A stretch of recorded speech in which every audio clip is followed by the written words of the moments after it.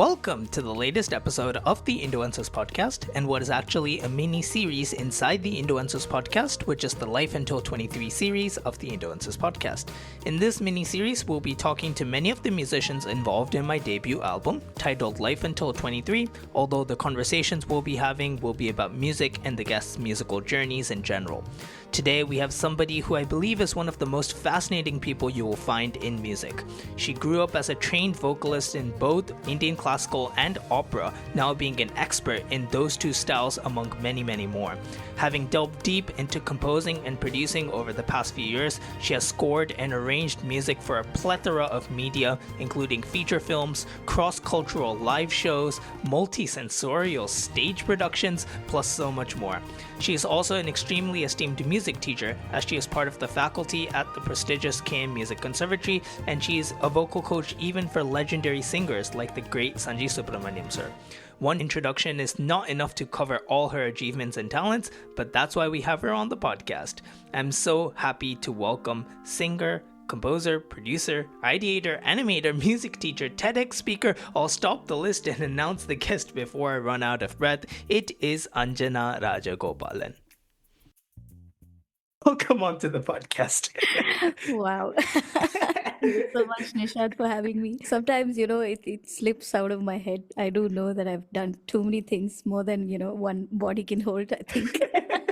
I mean, that's the greatness, right? That's the fun part of it, yeah. Yeah. At least you're able to figure out how to do it. Like most of us are sitting here being, how can we do one of the things you do as well as you do? And you do like 10 of them to, that standard. So it's definitely something to be, proud of. And, you do so much today. And so I want to take it all the way back and sort of see where your journey started. So can you just tell me a little bit about your first memory in music and maybe a little bit about the environment you grew up in musically? Okay, let's start with the first most vivid memory in music, I would say, is, when I was watching the film Home Alone, the part one, I was so mesmerized by the music, like especially, the hymn, Oh Holy Night. To this day, it's one of my favorite songs, absolutely. The harmonies and the simplicity and how it just, kind of drives an arrow straight into your heart in the most beautiful way. And I think that was my most vivid memory of being touched by music. Of course, my mom has a little, anecdote, which I don't remember per se. I was too young to remember this, but apparently I used to be a very naughty kid. When I was young, I used to, be zooming here and there, running about, just always leaving chaos in my wake. And she knew how to sort of, calm me. And she used to play Ilayaraja's Anjali album in our stereo. She used to play the cassette, and apparently I used to sit frozen in a chair till both the sides completed, running. And I used to be just very intently listening to the music. So for a naughty child to do that, I think it's really something, for very beautiful harmonic music to touch me like that. So I think these are my most, very impactful musical days, I would say, as a young kid. Interesting. Nowadays we look at young kids and the only way to get naughty kids to sit still is to give them an iPad and YouTube and some games. But for you, it's a Rajasur album, which is super cool. And, that sort of leads me to ask, nowadays, obviously, you explore so many different styles of music. But when you're first sort of growing up, what was the music that you were listening to that was sort of playing around your house? Actually, my mom and dad, so none of my family members are musicians. I'm the first one to do this professionally. But they had a very eclectic listening palette. So I used to hear a lot of pop music at home. There was sometimes rock music. Of course, we had film music, from the South as well, a lot, and a lot of Hindi music as well. So yeah, literally of all kinds. Not much of classical music back then. But then, being who I am, from the heritage that I come from, it's very typical to be put into a Carnatic music class. And my sister actually used to go for classes, and I kind of tagged along as a sidekick. It wasn't meant for me. But then I was the one who sort of, I think, took onto it more than she did. And yeah, so that was the kind of um, music around me. So you said you started with Carnatic lessons. Around like what age would have that been? I think about 4 or 5. Oh wow, that's early. I was really young, yeah, or maybe even earlier than that. Yeah, this was when I was my sister's sidekick, of course, you know. So I think I was passively learning a lot of things. I wasn't really, sitting in a class and then learning very seriously from a teacher or so. It was very sort of, I was exposed to it, I would say, at that age. And more serious learning happened, I think, during my school days, like around, um, first or second grade. So I must have been around 5, 6 years old. Wow, that's early. And I'm interested to know, especially at that age, it's difficult to be, disciplined and to practice regularly. Was that sort of regular practicing or at least regular sort of singing routine something that started for you early or something that came much later in your life? Well, yes and no in terms of the discipline. So I used to love watching musicals when I was young. And this was, any musical, Disney musicals or live musicals. So 2 years of my life I also spent in the Gulf when I was very young. So, I got exposed to that music too back then. And I used to just love singing, whatever it is. And I used to also make up compositions even back then with, my mom used to call it Olaral lyrics. So with gibberish lyrics, we used to make up songs. And hey, people have made a living out of that. No shame in that. Absolutely. It was, How I think, iconic is Oma Hazia? totally, totally. So yeah, that was my, young days were filled with a lot of that. And I did not definitely have the discipline to practice Carnatic music when I was young. I used to hate sitting down and singing, and it was absolutely not me. Like I said, I was a very naughty child, and I couldn't sit still in one place. Plus, I think also for me, Carnatic music, it brought along a certain conservationist mindset, which didn't align with my way of being. And I was very liberal even as a child. So the way I dress and the way I am, I didn't want to sort of compromise on that. So those little things used to also be deterrents to, I think, loving that art form. So as a child, I did not really enjoy Indian classical music, to be honest. I used to love the sound of it, Right. but then all of this cultural bias around it kind of, didn't really pull me in that direction. But later, as an adult, when I had agency and when I could tell my teachers, this is what I want to learn, and this is something that I don't want to do, and I could stand up for myself many times, and that's the time when I think I really could take what I wanted from the art form and truly be touched by its beauty also. That makes sense, yeah. And so, it's something we're going to talk about later. Obviously, you're very sort of outspoken, and I think you have very strong beliefs in what you think is right. Mhm. But it's interesting to see that sort of stems from your childhood. That's something quite rare, I'd say, right? To have quite strong sort of moral beliefs as a young child. Yeah, I mean, I think I've been reading up a lot about this as an adult as to why I'm that way, because I've been teaching for more than 15 years now, and I've met a couple of my students also who I could kind of see, that they are like me, very strongly opinionated, which is a great thing. When you know your sense of self so well, I think that should be really nurtured more here, especially in India. And I've observed that very sensitive people, empathetic people, uh, also gifted people, people who have the proclivity to, sort of try out different things, who are very liberal, have this sense of self within them a little more than others. Also, I was a bit recluse as a child. I used to be very picky about who I interacted with and who I used to play with, and I was pretty happy, by myself. Um, Interesting. Yeah, also very sensitive as a kid. So things like, light and sound used to bother me a lot. Even today, I can't, my all my senses are always on a high. So sometimes, again, in busy cities in India, it can tend to be a bit hard for me as a person to thrive because, I'm That's why you're almost always exactly conditioned. quiet there. It's dead quiet here. Oh, Sorry, I yeah. interrupted. Please carry on. No, I do. So when I travel to quiet places, I really love it. And I never could really understand my friends when they moved abroad and they said, "Hey, it's too quiet. I'm not able to take it." I was like, "No, I actually love it." I'm one of those. So Right. anyway, yeah, coming back to what I was saying. So I feel sensitivity, empathy, giftedness, all of this is very, very closely linked to also having strong moral opinions because you're by yourself and you get a lot of time to sort of um, mull over your own belief systems and you're very strongly, you're gravitating towards things that you like and you don't really give a lot about others' opinions, and that doesn't stop you from doing what you want. And I think also my parents really, especially my mom, she kind of facilitated that. She never stopped me from doing anything or being anything. I've also been an atheist since I've been like, I don't know, 9, 10 years old. Right.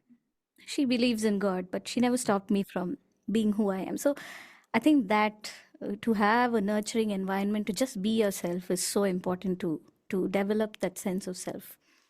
That's really interesting. You were talking about how, you were a bit reserved as a child, or at least picky about who you spend time with, and a little bit on the sensitive side. And, Hmm. nowadays I see someone, who does so many different things and who expresses interest in so many different sort of channels or so many different, different art forms. Mhm. Even if it's within the sphere of music or art. Were you a child that sort of had a lot of different interests that you were exploring parallelly? I was. That's, yeah. Oh. In my school days, I used to be a national level athlete. What? I used to. Hold on. That's another thing I need to add to my list. Oh gosh. Oh no. I definitely am a multifaceted person. I was My never gosh. What did somebody you who was. do? So I used to play a game called throw ball at the national level, and I also Right. used to do track events. My gosh. But one thing, you're not the first national level athlete on this podcast. I remember Oh, really? Sasha Tirupati came on and shocked me when she said she was a national level swimmer. Oh, I was like, wow. oh my gosh. Yeah. Sorry, Cool. you guys are just superhumans. Please carry on. Yeah, so I used to be into sports, of course, and I was also a dancer. I used to dance professionally up to like my, college days, and then I How had many to. professions did you have? Oh my gosh. Okay. I What, learned what type of Bharatanatyam. dance? Sorry. Okay, Yeah. Bharatanatyam. Right. Bharatanatyam as a kid, I learned. But again, similar to classical music, classical dance kind of had its same issues. Mhm. And I love it. I still do, practice it sometimes. As a kid, that was again the deterrent. Right. And well, later on, I was also learning a lot of hip hop. I did salsa workshops and bachata. I used to love Kuttu dance, Tamil, Right. Bollywood, all of that. The generic contemporary dancing I used to like. So I used to dance with this company called Flyers Dance Company. You were in a dance company. Oh I gosh. was, I was. Okay, either you have too many talents or I haven't done my research. Or maybe a bit of both. Part of me is not on social media, thank goodness. Oh my I used gosh. to dance. In fact, I've danced on Super Singer, Jodi #1 as a back dancer No way. What? with like Sai Pallavi and Priya Atli, some My people. Yeah. goodness. Satish, Rajni, these are all people who I used to dance with. So yeah. What the heck? Am I interviewing one person or like four people like rolled into one body or something? It seems like you've lived the lives of like five different people. It's crazy. Yeah, I think, My gosh. for me, again, I think I would give this, give a certificate to my mom for just allowing me to be myself and giving me that, space and time. And I used to bunk school a lot, or I used to, even stay out after school hours, Right. doing all of these things. And mom never really, put restrictions of you need to be back home at this time. There was nothing of that sort, or that you need to study for these many hours, and things like that weren't there in my life. So I was fairly reasonable at academics too, I would say. But I really loved doing all of these things, and I had a lovely community in my school as well to, do all of these activities. To Different, let you different bunk kinds of people. classes? No, I'm just joking. Absolutely. Totally, totally would recommend it. Was any of this like all these things you were doing, were they part of school or were they things you did all outside school? The dancing was outside of school, professional dancing, Right. but throwball and all that was, I mean, I got initiated into that through school. I see.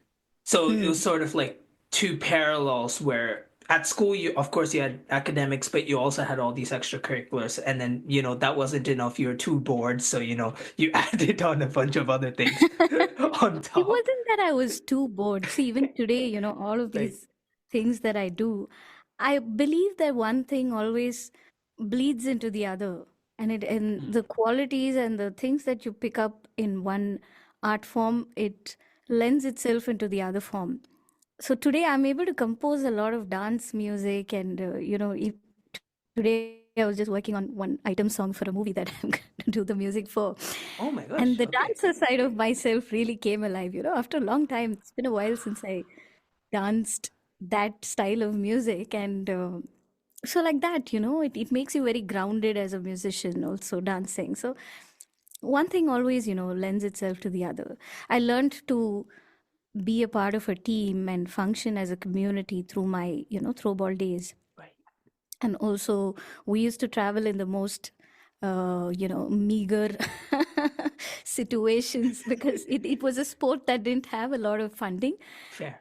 So we used to, I've slept in trains on the bottom of the floor with Oh just putting out no. a newspaper. Three of us have shared a berth, and we've done all kinds of crazy things. So it helped me also be very flexible and kind of free as a person. So I sort of became like water after all of these experiences. Just go with the flow and have fun. That's it. Oh wow, that's super cool. So, Hmm. like, amidst all of these sort of interests that you had, and you were good at pretty much all these different things that you were doing, at what point did it become like, okay, music is going to be my main pursuit? I think this was after my college days. Hmm. So I was very confused even as a college kid. I wanted to get into medicine because I was very, very passionate about anatomy and physiology, and I used to be a big forensics nerd. So my friend did eventually, end up taking medicine. So she and I, we used to nerd out on a lot of forensic stuff. So, she invited me to watch a postmortem. I've done that too once. Things like that, reading about different things. Bodies of Evidence by Brian Ince is one of my favorite books. So I used to read a lot too. So yeah, I mean, I had, too many interests, like I said, more than a body can hold. And that meant that I liked a lot of things, and I couldn't pick just one to, pursue very strongly.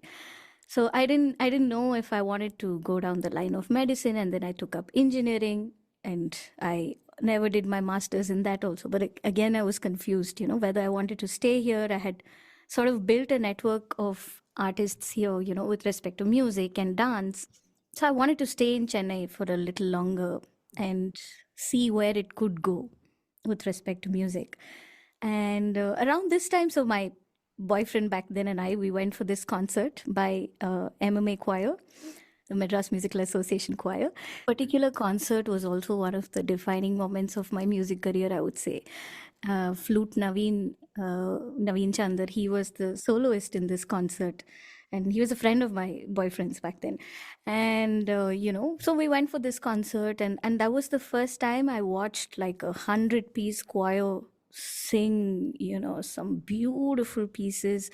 I've never experienced harmonies like that, upfront in my life up to then. So that really moved me. And I was like, okay, I want to do this. I want to get into this choir. What should I do?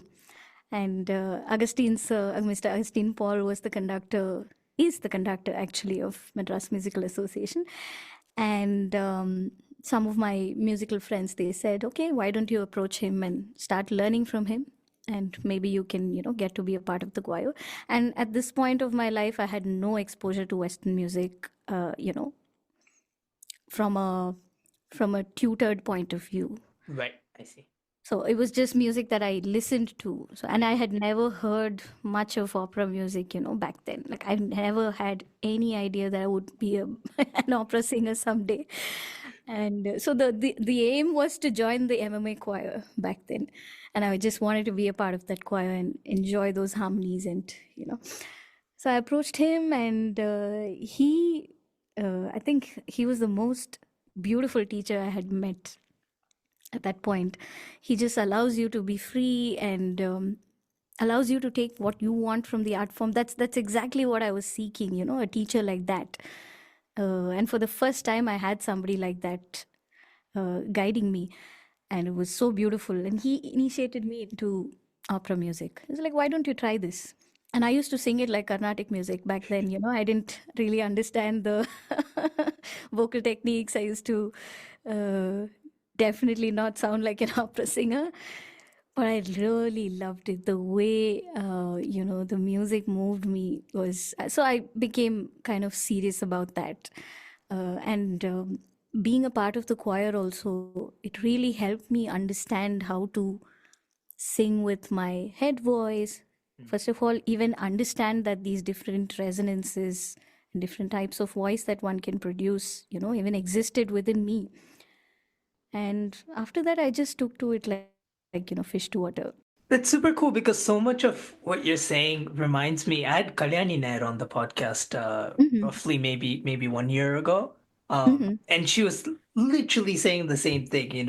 She got exposed to the MMA and met Augustin Polser, and then that was her sort of first like major introduction into Western classical, and that's how she learned about harmonies and all that. And it's Right. super cool to see how the MMA and Augustin Polser had the same impact on you. Something that really Yeah. interested me based on what you were saying right now and sort of connecting it to my own musical journey. Like I grew up with Carnatic and opera as well. Opera Oh. much lesser, not nowhere close to what you're doing. I'd say Oh. more. I was in a choir for like 15 years. And Mm. then we used to have like solo competitions. So naturally, you sort of go in you'd sing all the Puccini and Tosti and all that. Right. And I could never like properly distinguish the tones between the Mm. two styles. Like, of course, on a surface level, somewhat, but there was always that sort of inclination where the styles would sort of bleed into each other, and my Yeah. coaches on both genres would get really mad at me. My choir conductor would be like, no, your tone's sticking out. My Carnatic would be like, why are you singing like all? And I'm like, oh gosh, what do I do? But Funnily, that's something that I'm working on right now, bringing both really? styles together. Oh, right. Yeah. Sorry, I interrupted you. Go ahead with your story. No. I was just going to ask, like, I know you're bringing them together now, but you needed to have mastered both separately to start with, right?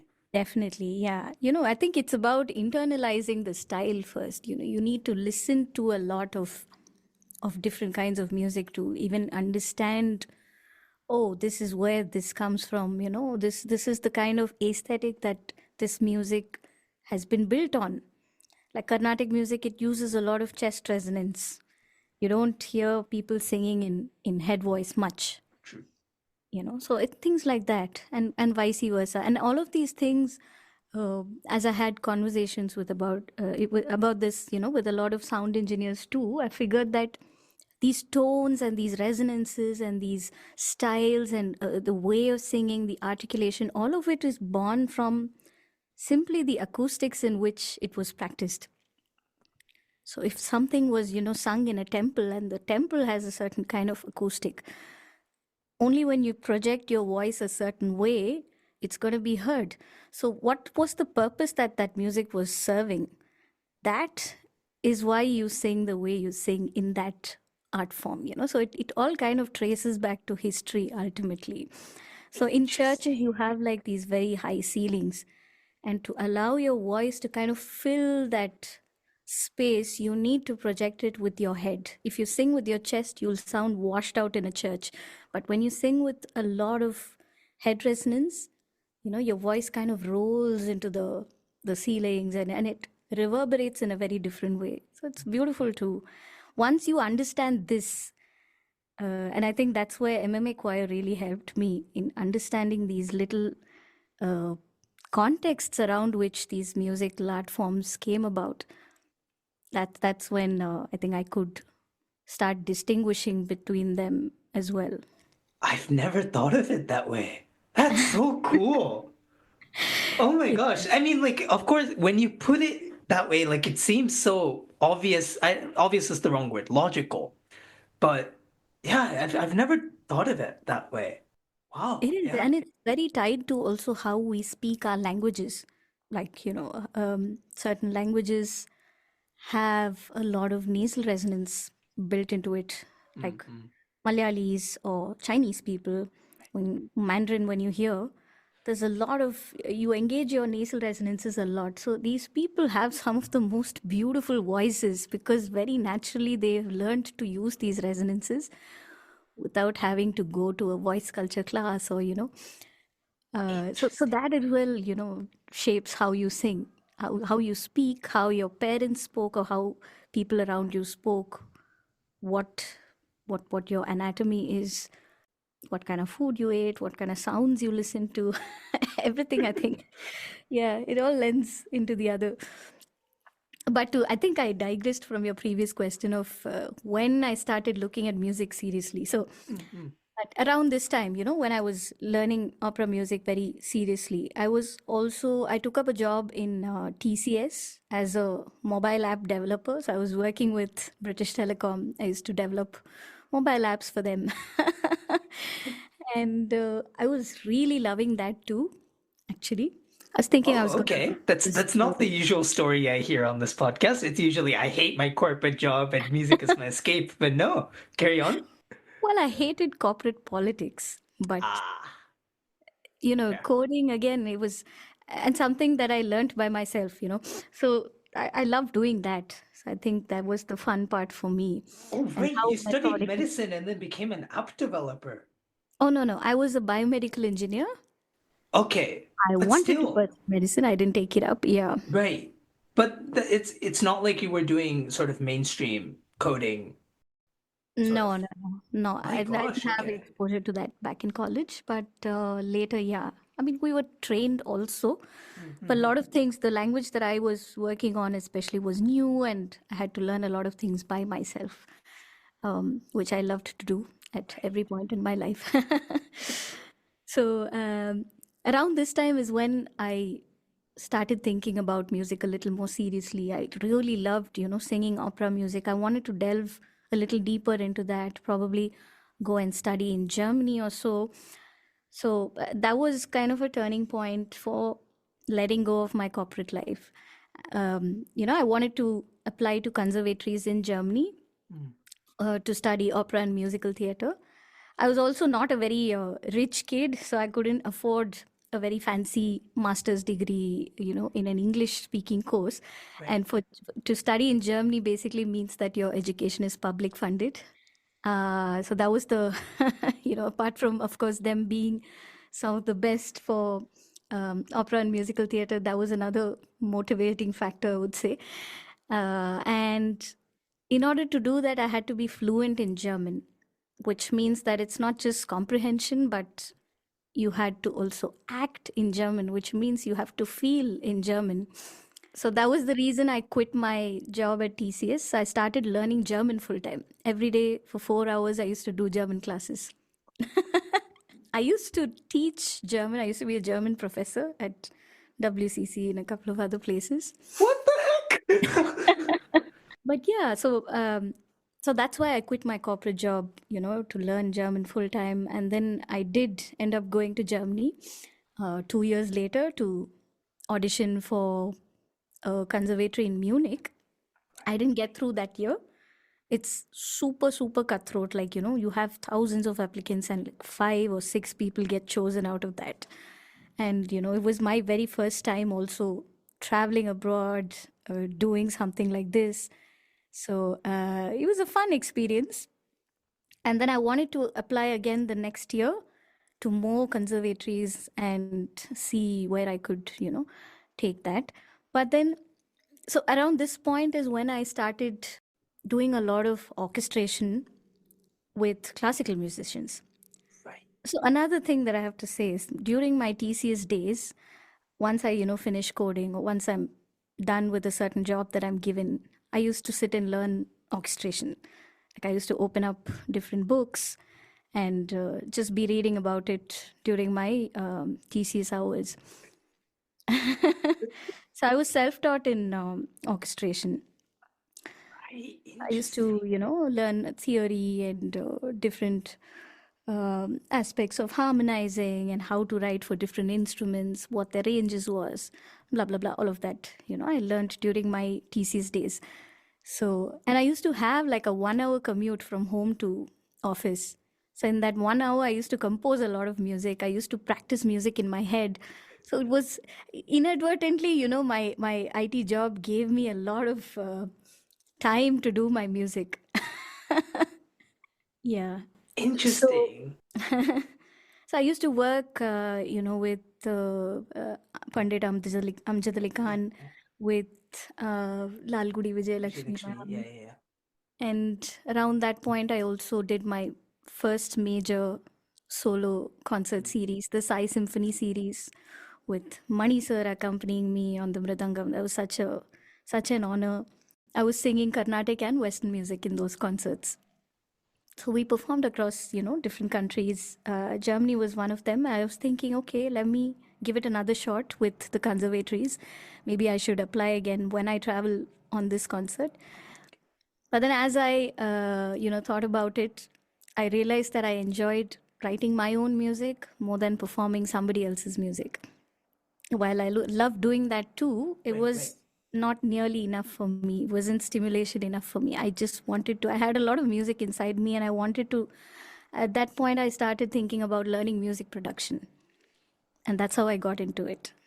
So when you say you got into music production, was that through a course or some sort of formal education, or was that completely self-taught as well? Self taught again. Right. So when you say So, self-taught, I mean that can mean a lot of different things. Like how did you go about learning a topic as vast as music production? so I used to compose just, with me and my guitar. So I play a little bit of the guitar as well, not something that I would put too up there in the list. But I used to love, I still do, I love composing with the guitar. Somehow it inspires me in ways that I, never can understand.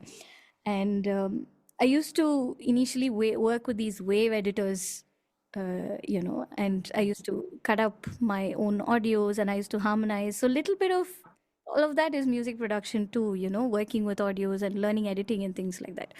So that, again, I used to play around with these softwares a lot. I was a person who was always, I loved learning things by myself. You give me something and I'll figure it out in a few days. That's how I am. I don't like necessarily to be taught things. I like figuring it out by myself. So I also bought my first pair of monitors, headphones, a sound card. I got a Hackintosh. Yes, I heard about this.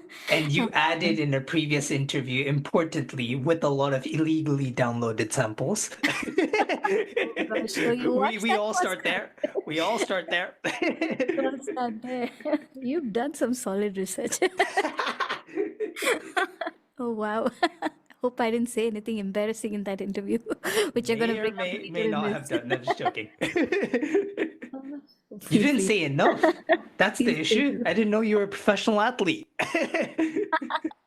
Yeah, that didn't go there, thankfully. Anyway, so yeah, learning logic. Logic is quite simple and intuitive. I think anybody can pick it up, honestly. So when I had tones and everything, I just started playing around myself, and mainly I used to work on a lot of orchestration Mm. with the DAW. So figuring that out was a lot of fun. And then, beat programming came into it, melody programming came into it. I used to do a lot of harmonies. The DAW really opened up my world. Like I just, stacked layer upon layer upon layer. Of course, today I would never do that, being a little more sound sensitive and sound respecting. I Or wouldn't I do mean, you could that. just become Jacob Collier. Why not? Yeah, I think I'm happy being Anjana. Yeah, so that was a lot of fun. And that was the time I also started working with Girish Gopalakrishnan. And in his studio also, I had a lot of space to. He has this beautiful quality of just letting people be. I keep telling him this, that you're a person, I think, who brings out the most authentic parts of an artist. I think it's an art form in itself, and not a lot of people have that skill. So he was a person like that, and I think I got to do a lot of things, experiment with sound, with mics, with different positions of the mic, and different kind of recording things, working with different artists, learning about supervision in both general music supervision and vocal supervision, recording supervision capacities, programming, of course, working a lot with the orchestra. So through Girish, I think I had access to a lot of projects, and I had access to more opportunities to kind of test out all of these skills that I was honing and sort of acquiring at that point. Yeah. Yeah, it's super cool because you were talking about music as just music in terms of your performing ability, or you going to an MMA concert and sort of enjoying it in that sense. Once you work with Girish, of course, you're more in the film space, right? So music becomes a sort of medium to tell a visual sort of story, right? And that must have been a sort Hmm. of new journey, right? Like sort of getting into film scoring and things like that. Um, yes, I think I always had this, this notion that art is storytelling. Like because I was, a dancer also before, and again I read a lot, so I believe in storytelling through everything. Just way of being is also storytelling, I feel sometimes. So that was always a part of my art, even as a singer or just a composer, with a guitar, not necessarily making music for a visual medium, but I think there's storytelling in everything. So, yes, but definitely that became stronger, and I think those skills I could develop a little more through work for films and work for, the visual media in general.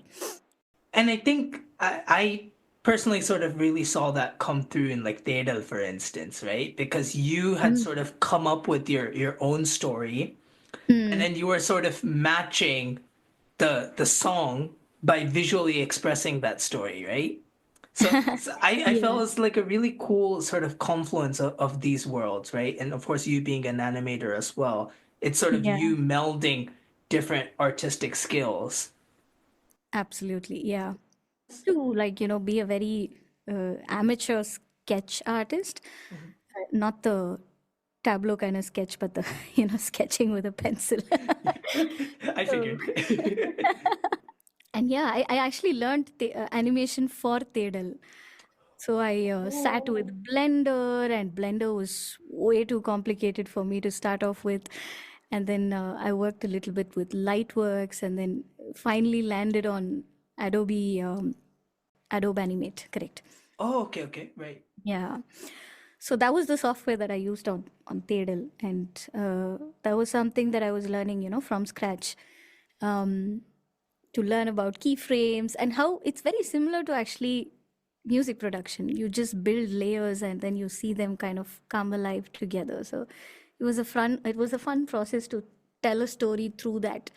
That was also the first time I did a storyboard all by myself. Mm. So yeah, doing things like that was very interesting. That track I think I developed for easily like 9 months.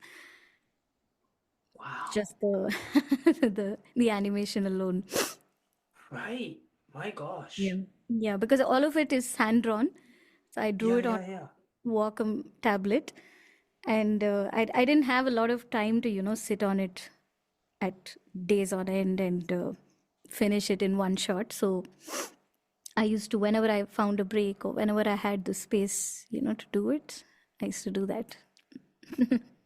My gosh, wow. And it's sort of really interesting that you'd spent so much sort of hard work and effort on this project because there's that character in the music video itself, right? So the music video is about a sort of artist who's working really hard on their craft, Yeah. and sort of dreams of becoming this big star. Hmm. Um, and then there's this really funny sort of imagery of him or her, trying to knock down a door to like a big stage. Hmm. Um, and then that door just never opens. And then ultimately, the door that does open is just a sense of sort of fulfillment at whatever they're able to achieve, rather than it necessarily being a sort of huge, glamorous sort of, 50,000 people screaming your name type of affair. Or at least that was sort of my interpretation of it. Does that speak to your journey in terms of like how you saw music and maybe the sort of difference in perspective you had with regards to what you wanted to get out of your career as a musician? Oh, absolutely. I Right. think as a person, I would say more because I was pretty shy as a kid. I was social, but I was also shy. I don't know how to explain this oxymoron, but that's who I was, you know. And often, so I had a lot of opinions and things that were thoughts that were very liberal, and I didn't have many times an environment where I could share all of that freely. So there was this sense of being stifled Right. in spite of having very liberal parents, in spite of having a nurturing environment at home. I think many times in other social situations I didn't really feel heard or seen. So I think that was the thing that sort of came out through Tedal, Mm. um, more than just being validated for my music. It was just the idea of being seen. I think every artist and every person wants ultimately that in life. And Tedal, the way it concludes is that you see yourself, and that's the best way to be seen, is what I was trying to say. And that's why the character's name is actually Kadal, which is like water again. Right. And I didn't want to also sort of give a gender to the character. That's Mm. why I've sort of designed it in a very sort of a neutral way, I would say. True, true. Trying not to expose too much of what that character is Mm. as a person. Kadal is an artist, and they're looking obviously for validation. They think that their music is great, but then nobody's there to hear them. But you have dogs who are very Yeah, that was funny. watching. It's true. It has happened to me once. Not as a singer, but as a dancer. I actually danced to Right. an empty audience. My gosh. It was a lot of fun. It was a lot of fun. It frees you in a way that you would never understand. So, yeah, that door also is like a metaphorical door. That idea, I actually got it off of Big Bang Theory. It has nothing to do with Big Bang Theory's plot or anything. Right? But there's this, scene where Sheldon and Penny are sort of separated by this wall. I think one of them was sick, and then they are talking to each other.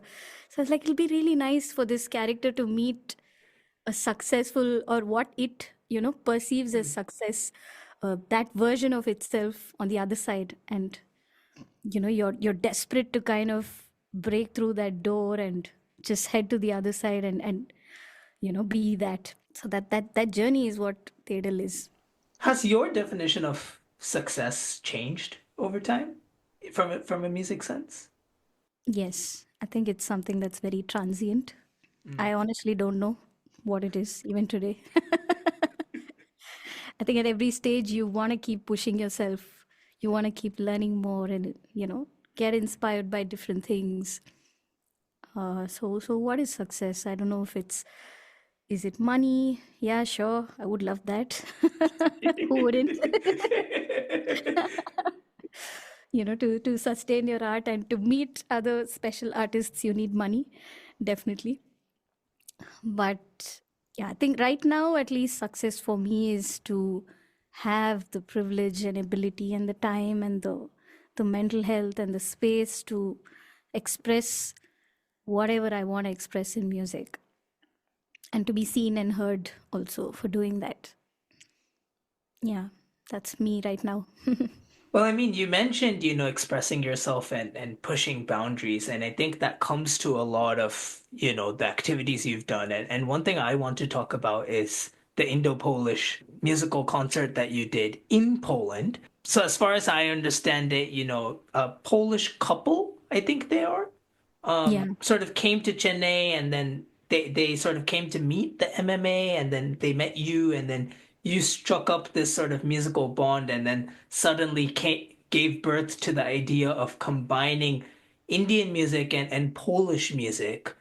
I mean, even for somebody as explorative as you, traditional Polish music must have been quite new and quite foreign, right? If I'm not wrong. So can you tell me a bit about the journey of learning this new art form and sort of trying to find parallels or places it could fit with the things you're doing in India? Hmm. Very interesting question. So I'm somebody who loves to explore different cultures. Me saying this out loud, if it's not clear so far. And I love languages. I'm very good with languages. I think I'm fairly good with understanding different cultures. I love to just open myself up to newer life experiences. And so that's what kind of led me to even being a part of that concert. They were in Chennai in 2019. Um, Kasia Maka and Arcadius. And that was a concert in which we did a lot of world music. And that was the first time I sang a Polish hymn. So I was never exposed to Polish music, prior to that. And thanks to Kasia, we all got to experience and do that. And in that concert, I composed this piece, which was a Carnatic madrigal. So madrigal is a Renaissance art form in which there are a lot of, these beautiful melody lines sort of interspersing, and a lot of counterpoint harmonies that they form together. It's something that you sing, like roughly put, what would you would hear with a barbershop quartet singing. It's kind of like that. So I did something like that with Carnatic music. So the Carnatic madrigal was something that fascinated them a lot, because they had also never heard something, like that being done before. It was very new for me as well. And this was in the year 2019. They wanted to, go back to Poland and then immediately put together a concert where either I could be a part of it, physically, or I just, write some music with Indian music interspersed into it and send it to them. And this was in 2019, and COVID hit, and that put a, damper on our plans. For 2 years, none of us could do anything. Fast forward to 2023, it was actually 4 years we lost. Oops. And they made another visit to India earlier that year, and they spoke to me about having a production where they wanted MMA choir and their choir back in Poland, which is called Concerto Glasensis Choir, to sing together Vivaldi's Gloria. It's an epic, Baroque Yeah, yeah. era piece, and they wanted me to be a soloist in that, a soprano soloist. And I suggested that, I'm coming all the way there. Why don't we do something more? We should do our multicultural music things there, and they loved Ariro. That was one of their favorite pieces. They used to keep messaging me about it, and they used to also talk to Vedant Bharatwaj, Right. who sang that piece in the 2019 concert, Oh, okay. while he was playing the guitar. So it was a very beautiful moment which touched all of us, and they reminisced that a lot, and they wanted to have that as well, as part of the one of the concerts. So we came up with a concert series idea to have one multicultural concert, one concert of Vivaldi's Gloria and a few other classical pieces, and then another concert in a church where we had a little bit of all of this happening. Right. So those were the three concerts that we did in Poland, and I also wanted to bring both these musical styles together because I have never heard of it being done before, and I researched, and it wasn't something that anybody had thought of also at that point. And um, after Kasia exposed me to Polish music in 2019, I was listening to a lot of artists. I was listening to a lot of traditional Polish music, particularly, and the grammar and the structure was very interesting. Sorry to interrupt. I'm probably not going to ever get an opportunity to learn about traditional Polish music. So, can you tell us a bit about it? So traditional Polish music, it has a very hymnal form, Okay. but it's presented and its aesthetics are very different. Like the way it is sung and the way it is played, or the way it's projected is very different. So the kind of voice techniques they used to sing these songs, and the syllables of that language, it has a lot of consonants. So it was very interesting to see how they managed to compose beautiful melodies, using these consonants. So that was the most interesting part for me to take out of traditional Polish music. And they sang a lot about rivers and water bodies. There's something with me and water. I don't know what it is, but I think I've said water too many times. Yes. I've noticed that. Blue is the theme for the day. So yeah, I wanted to see, how we could bring something with water together, because more than 100 of us were crossing the seas and going there. So it could be, that way, looking at it from a very metaphorical point of view, or just how liquids that mix with each other, beautifully mix with each other. And, it's like multiple cultures coming together. So I wanted the pieces, also the Indo-Polish pieces, to have that character, to have influences of ragams. I also wrote Tamil lyrics for this particular, piece, this particular section. So yeah, that's how it all came together. And when it came to, actually, putting together the final product and working with these musicians, how seamless or difficult was the process of, you getting their musicians to understand the grammar you were familiar with, and them getting you, I mean, not just you as in you, but also, the rest of the MMA, getting all of you to understand what their musical grammar was? Like, how seamless was that communication? Were there any difficulties there, or not really? Not really. I mean, Interesting. we weren't going for perfection, to be honest. We were just looking at this as a collaborative opportunity. Right. None of us cared about how perfectly we sang the notes, or that's where this even comes in, the question of, was it difficult to do it? I think certain things are lost in translation, but I think that's part of the beauty. So I did send a lot of the music in advance to Kasia. She was the conductor there. She, of course, guided her choir. So I used to send voice notes of the diction, because they sang the Tamil lyrics as well, and vice versa. We killed the Polish lyrics. So it was fun. We all had a lot of fun doing this sort of exchange of information and exchange of culture. Yeah, more than looking at anything as roadblocks. This is how I remember it. It was a very, very memorable trip. And, in Poland, every day we used to have community cooked dinners. So this concert was actually funded by the town of Kłodzko. It was funded by local business people, uh, just the citizens of Poland. And of course, the government also endorsed the event and they did fund a few of the, logistical things that were a part of the concert. So it was very beautiful to see how the entire town kind of came together and made this happen.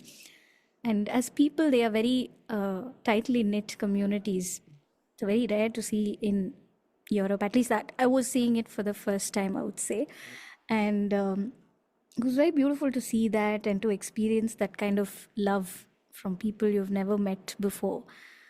After the concert, I came back with a 26 kg suitcase filled with gifts. It was a suitcase that I had to borrow and bring back, and so Oh that was the gosh. kind of they literally showered us with love. The way they hosted us, and it was so beautiful. And every day the community cooked dinner, so we got to eat some of their most traditional foods. Uh, I'm a pork lover, so I was just happily thriving on, cabanossis and the dehydrated sausages. And every day you start the morning with salami. I'm like, wow, this is a nice life. So yeah, hope I didn't digress too much, but yeah, it was just beyond music. That's what I was trying to Right. say. It was all of this. That's so cool. And when it came to the performance itself, obviously for everyone, it's a new sound, right? As you said, it's the first time these sort of styles of music are being fused. You're bringing, Tamil to the Polish community.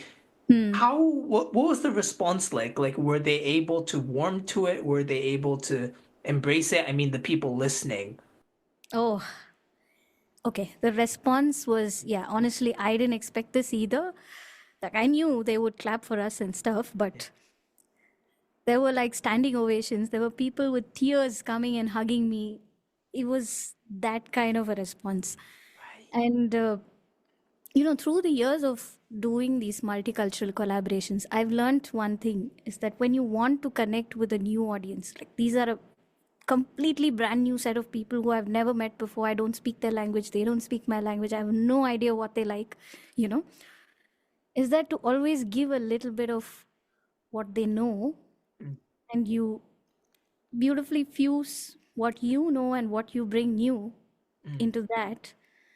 And it people can accept things a lot easier when we do that rather than just shocking them with something that's completely unintelligible for them. right, I right, don't right. believe in doing that. That's not, it's like having a conversation, right? You Mm, need to mm, converse through your music, which means that you need to start somewhere with what they know.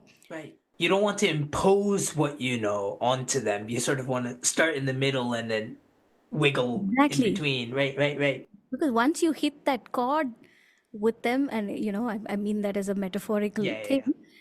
Also, you can literally. also literally, yeah.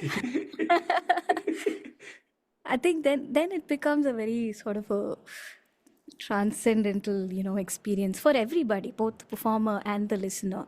In fact, for Ariro, I had so many people come up to me, the next day and the day after, telling me how beautiful they thought it was. I mean, it's a Tamil lullaby. Yeah. They wouldn't have understood squat about it, right? But it touched them. The melody, Indian melodies have this power, I believe, that, they're very strong in their aesthetic sense of being melodies, and it's very soul touching.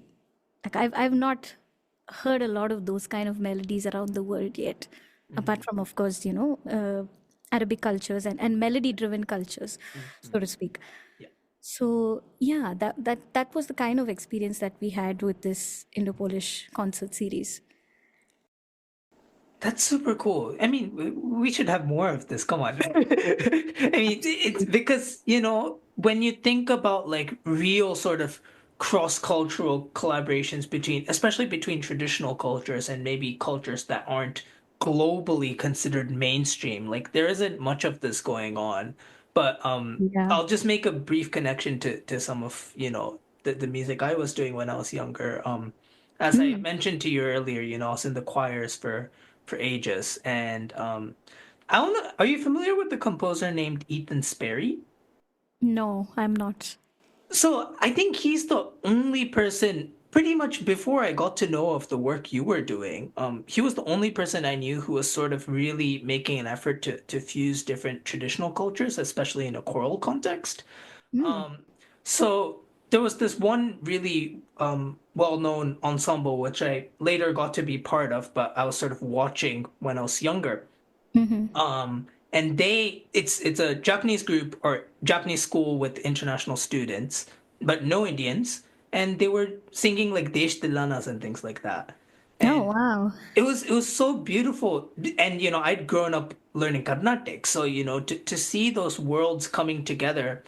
Mm. And I think NRIs will associate when you grow up, learning Carnatic. It feels very distant from the music that your peers listen to, but seeing Mm.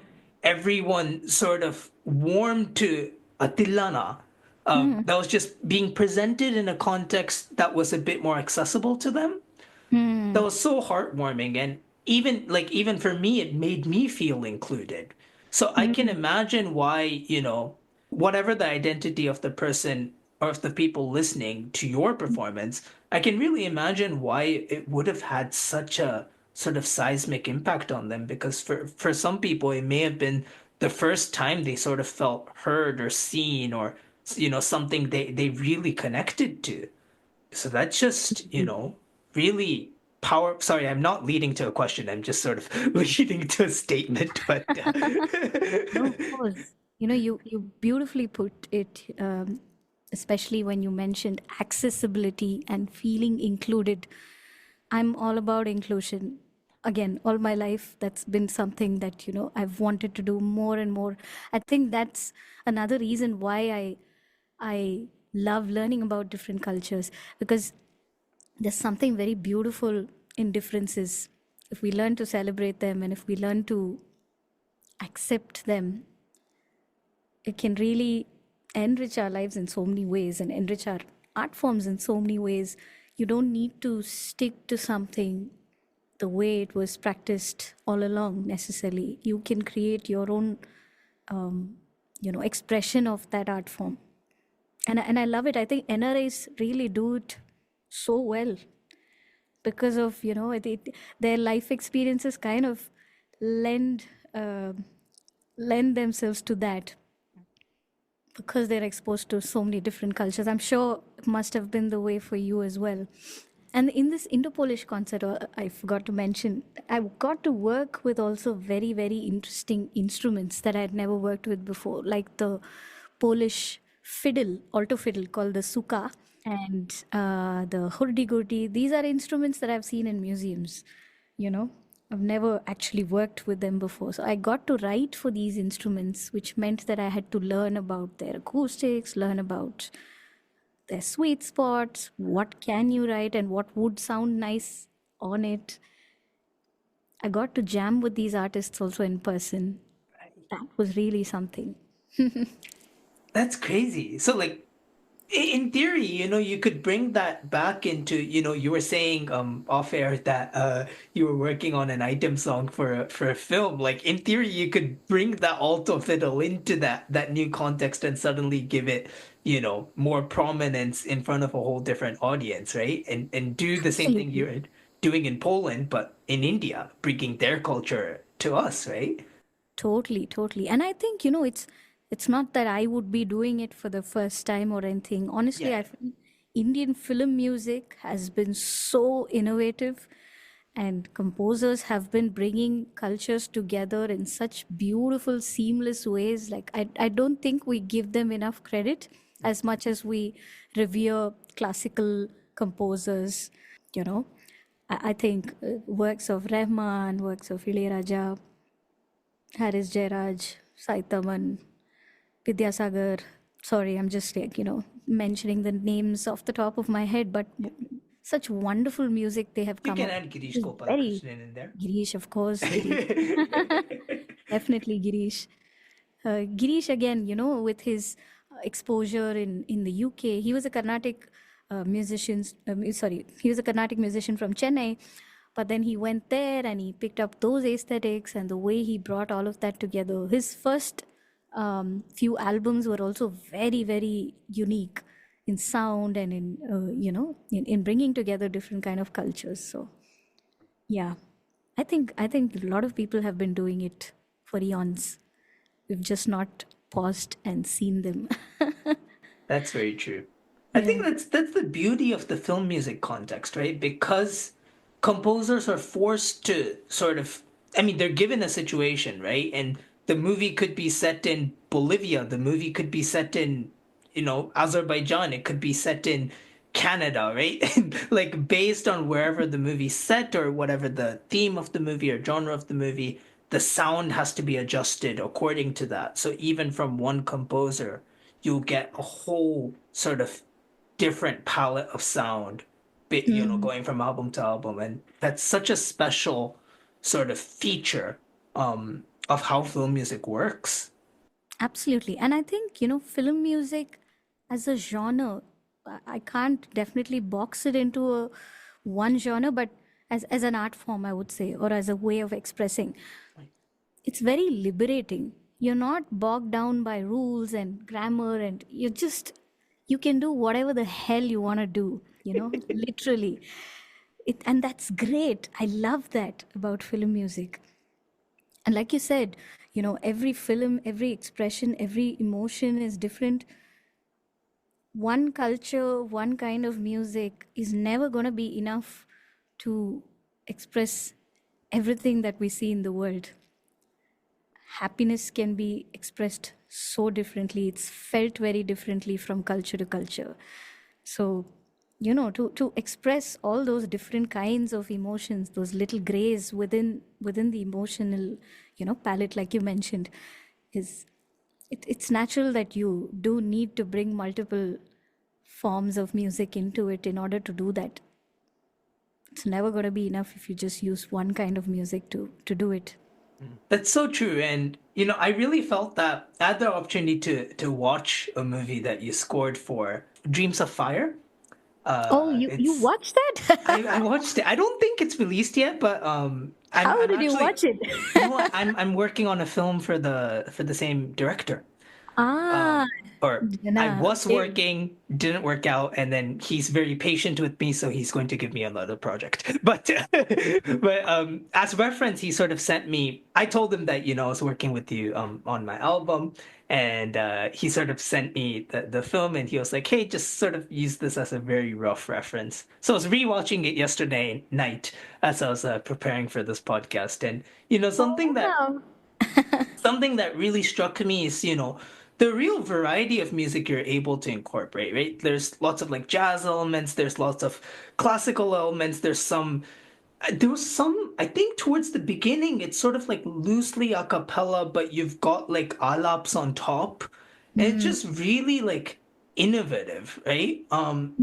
So it's I guess it sort of comes to the film music sort of borderless or barrierless sort of approach to music. mm. But do you feel like all these different influences that you have in music just sort of come together as just Anjana's musical identity, or is there still some sort of separation that you have? No, I think I lack the ability to separate one thing from the other. Right. I'm gonna be pretty candid about that. And I mean that in a good way, Like I Absolutely, said, yeah. again, this is gonna be the third time I say this, that one thing always lends itself into the other. So yeah, I think all of these art forms, again, that you mentioned, it was not really consciously done that, oh, okay, now I'm going to score this in the jazz style. No, Mm. it's more like over the years, I've internalized a lot of these art forms. And when I watched a particular scene, a certain kind of music just came out. It's like a very reactionary thing, not necessarily a very conscious decision or something. Sometimes I do that too, like in my music directorial debut, Tamil music directorial debut, which is going to be releasing in a few months. It's called Maya Kuthu. There are 5 tracks, and each one is, in its own world. And sometimes I did consciously pick genres to express a certain kind of emotion, because I knew that, straight out, I knew this genre, when people listen to it, they are going to think about this thing. So, like the Spanish bullfight and flamenco is something that I always hear together. Right. And I brought that and Konakol together in a track to express that characters were actually having a banter and fighting with each other in a very harmless way. But yeah. Right. So these kind of things, often it's very reactionary. Often the narrative and the storytelling, how the characters are designed, also make you think, okay, this is the kind of music I want to pick. These are the kind of instruments I want to use. Even in Dreams of Fire, I think as she's growing, she's still very innocent as a person. I've used a lot of violence there, but as she becomes a little more nuanced in her feeling and expressing, and she realizes a lot of things. She has more lived experience. I've used more of cellos, things like that. Yeah. How much I was sort of watching that movie and also thinking, I didn't get to see your TED talk, but I sort of got a gist of what it's about, right? It's about sort of about being able to express yourself as a female, and sort of the some of the barriers that society can put on you, and sort of breaking out of that. I don't want to give away too much about the film, but it's sort of along those same lines, right? It's talking about a female character who wants to freely express herself, and certain external pressures that are sort of boxing her into an external image.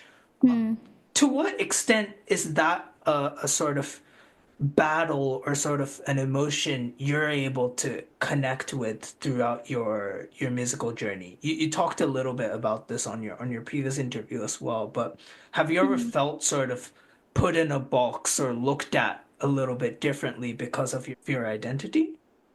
Oh, yeah, totally. A lot of times I am. Right. I think today, of course, I have a lot of great music and a lot of good names that I've worked with, and experiences under my belt. So the judging and the doubting is lesser, but it's still there. I wouldn't say it's not there. I think also because the world of women composers is really small, in the sense that it's something where women are underrepresented. Not just women, trans people, anybody who's not a man, basically. So I think we all tend to form biases in our minds based on simply what we see around us. And when you don't see enough women as composers, you just don't think of them as composers. Very intuitively, this happens. So I think it's important to be conscious of this.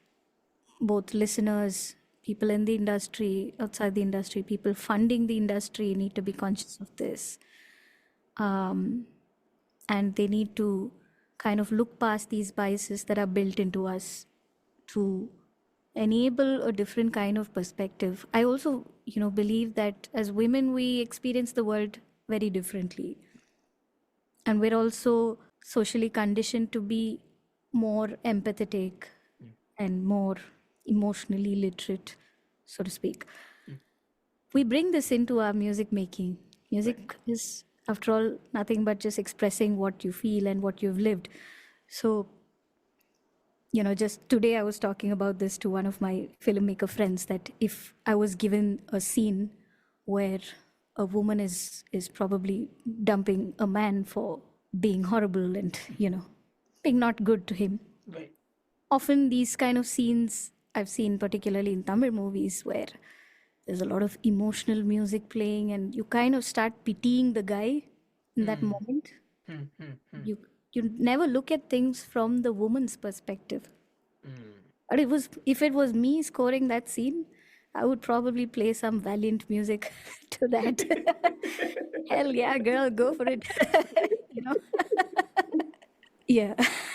Something on that That's thing. something I haven't really grown up watching movies, so that specific sort of image is not something that comes to my head. But I did sort of what you're saying is only something that occurred to me very recently when I was listening to a an interview with Shreya Ghoshal. Hmm. She gave an interview recently where she was talking about, how even if a song is sort of sung from a female perspective, it's Hmm. written by a man most of the Yeah, time she was because talking even about the the idea of love, right? yeah, you saw the same I thing. watched this too. Yeah, yeah. Right, and that's basically what you're saying here as well, right? Like Mm. ultimately the source tends to come from a man, and that's where the biases can creep in and you're only getting things from one perspective. Yeah. So that means, when we work with a lot of male filmmakers too, they need to be aware of these biases that we have based on gaze, is that they are going to see it a certain way. I'm going to see it a completely different way. Where can we meet each other midway, maybe, Right. or how could we have constructive conversations around this to express different different ways of thinking and different ways of experiencing these different things.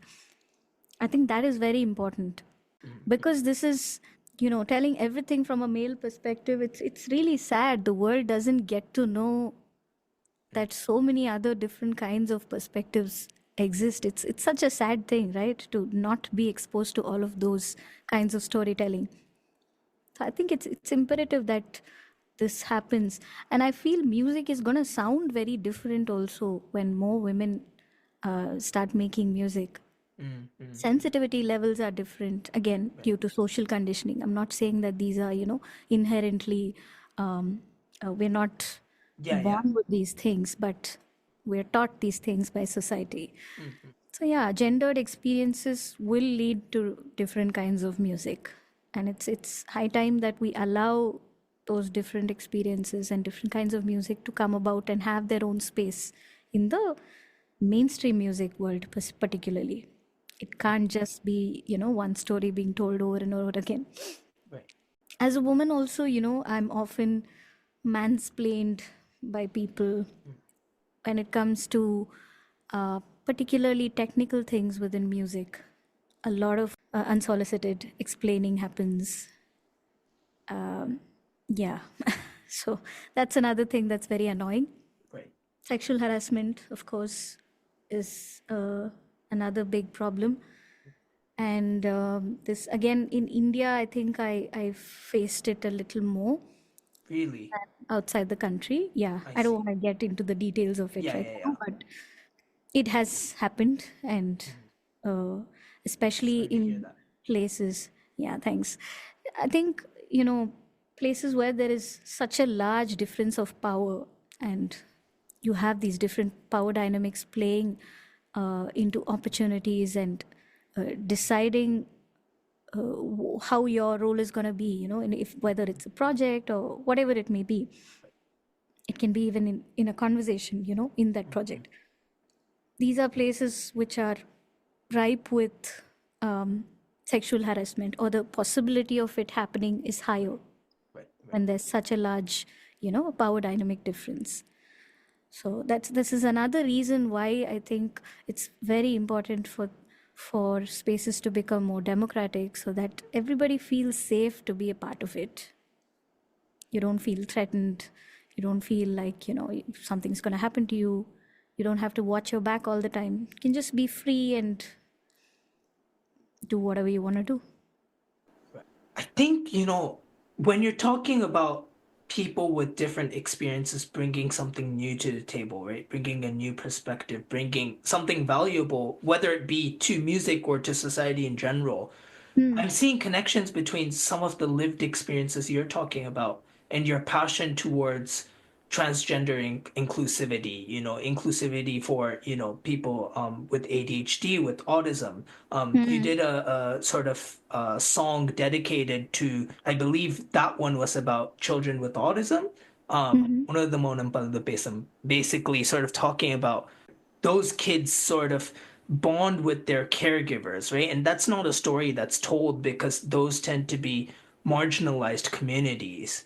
So Hmm. is there a connection between the lived experiences you've had where, you felt ignored or belittled in certain environments and wanting to make sure that no one else goes through that, hence sort of putting those emotions into a positive cause by, promoting inclusivity for some of these marginalized communities?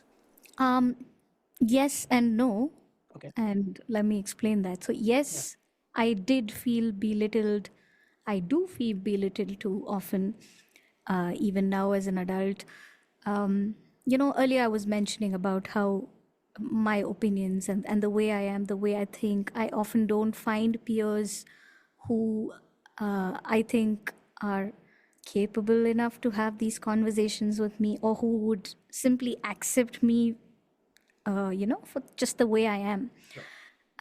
and to have stimulating conversations also around these things. Mm. I think a lot of gifted people. Sorry to use that word, but there's no other word in psychology good enough to say that.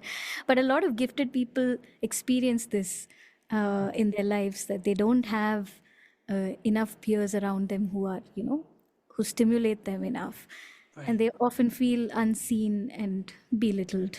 Hence, that being said, definitely wasn't trying to be a hero, save the day, let me, okay, make a track about inclusive, Right. Right. Yeah. it wasn't, no, it was never from that point of view. Mm, mm, mm. Like I mentioned earlier, I'm somebody who just loves different life experiences. I think when you have a different sensorial experience, you're going to have a different life experience. Like a blind person is going to experience the world very differently as compared to me, Mm, mm. and so on. So I've worked with children with ADHD. When I started off my very early into my teaching days, Right.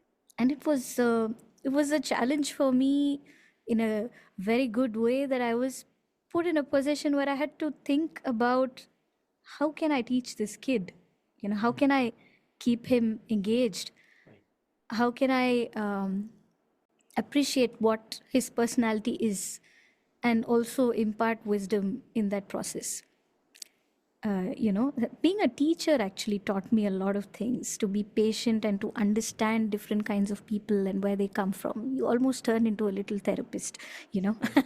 Right. as a Right. teacher. I So, see what you mean. Yeah. Yeah. Yeah. yeah, and that's how this track on the bond between caregivers of differently abled children, and I featured a lot of autistic children in that track, and the kids with these different needs also came about, is simply from a place of trying to understand how that bond works, because I was never exposed to it. I didn't grow up with Right. autistic people around me, so I have no idea. Up until that point, I had no idea how they experience the world apart from what I was reading. Firsthand, I had never heard what their life experiences would be, how they experience the world, what that bond is like. So there was something very beautiful that I got to experience through that track. And I spoke to a lot of families through the SCAN network, Right. which is a special children's, I think, Assistance accessibility network. network. Sorry, assistance network. I'm Network. sorry, am my memory is poor. Let me No. look No. it up and tell you later. But yeah, SCAN was a network of families with children of special needs, Mm, and I got in touch with a lot of families through that, thanks to Mr. Gopinath and Miss Mini, who are the founders of that organization. And I learned so much, in that, while I was conceiving that track. I also wrote the lyrics yeah. on the track. So I spoke to multiple families so that I had fairly, I wanted to express things in an authentic way. And I didn't want to express what I thought of it Yeah. Yeah. Yeah. from my very limited knowledge. I wanted to know more. I wanted to educate myself Mm, about special needs children, and their sensitivity levels and things like that. So that's how that track came about, merely from a very a curiosity and a knowledge point of view. And yes, I do believe that we need to make more of these tracks and tell more of these stories, because these are stories that are so, like I said, we would have never heard of these stories before. They need, because they belong to a marginalized community of people, and it needs to be told more, it needs to become louder. People need to know more about these stories because there's so many beautiful things to learn from it also. Yeah. What have been some of your learnings from speaking with these people and interacting with them?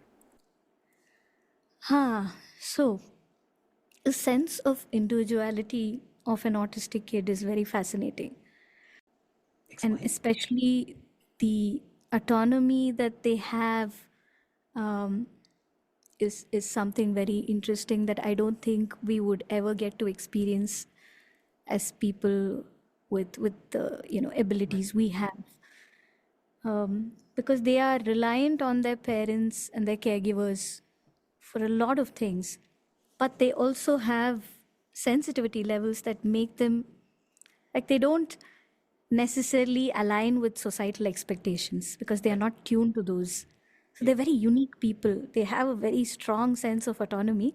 I also have, I'm sorry, I had an autistic student, Tejashree Datta, and she used to be so unfiltered with, what she told me. Ma'am, you're off. That's it. There's no there's no mollycoddling, there's no sugar coating, nothing. And I loved that, it's Right. just Yeah. there on the face, honest.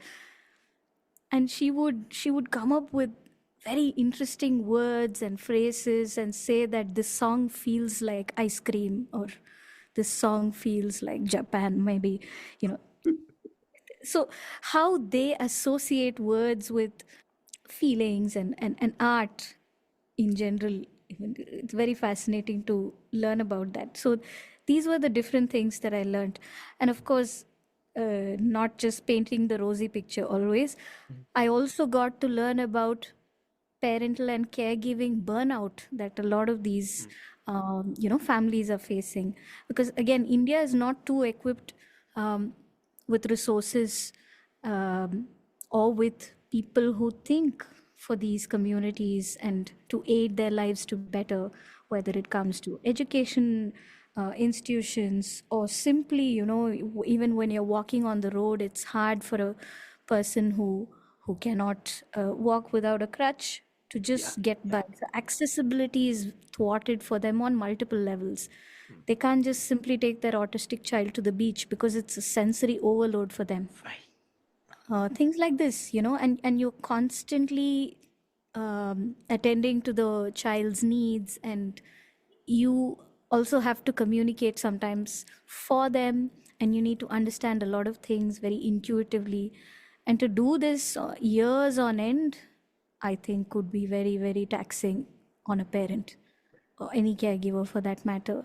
And a lot of these resources that autistic children need, and if they had them, life would be much easier for them, are also expensive. Yeah. So um, that's another factor to be considered, that it's very hard financially on such families to have special needs kids.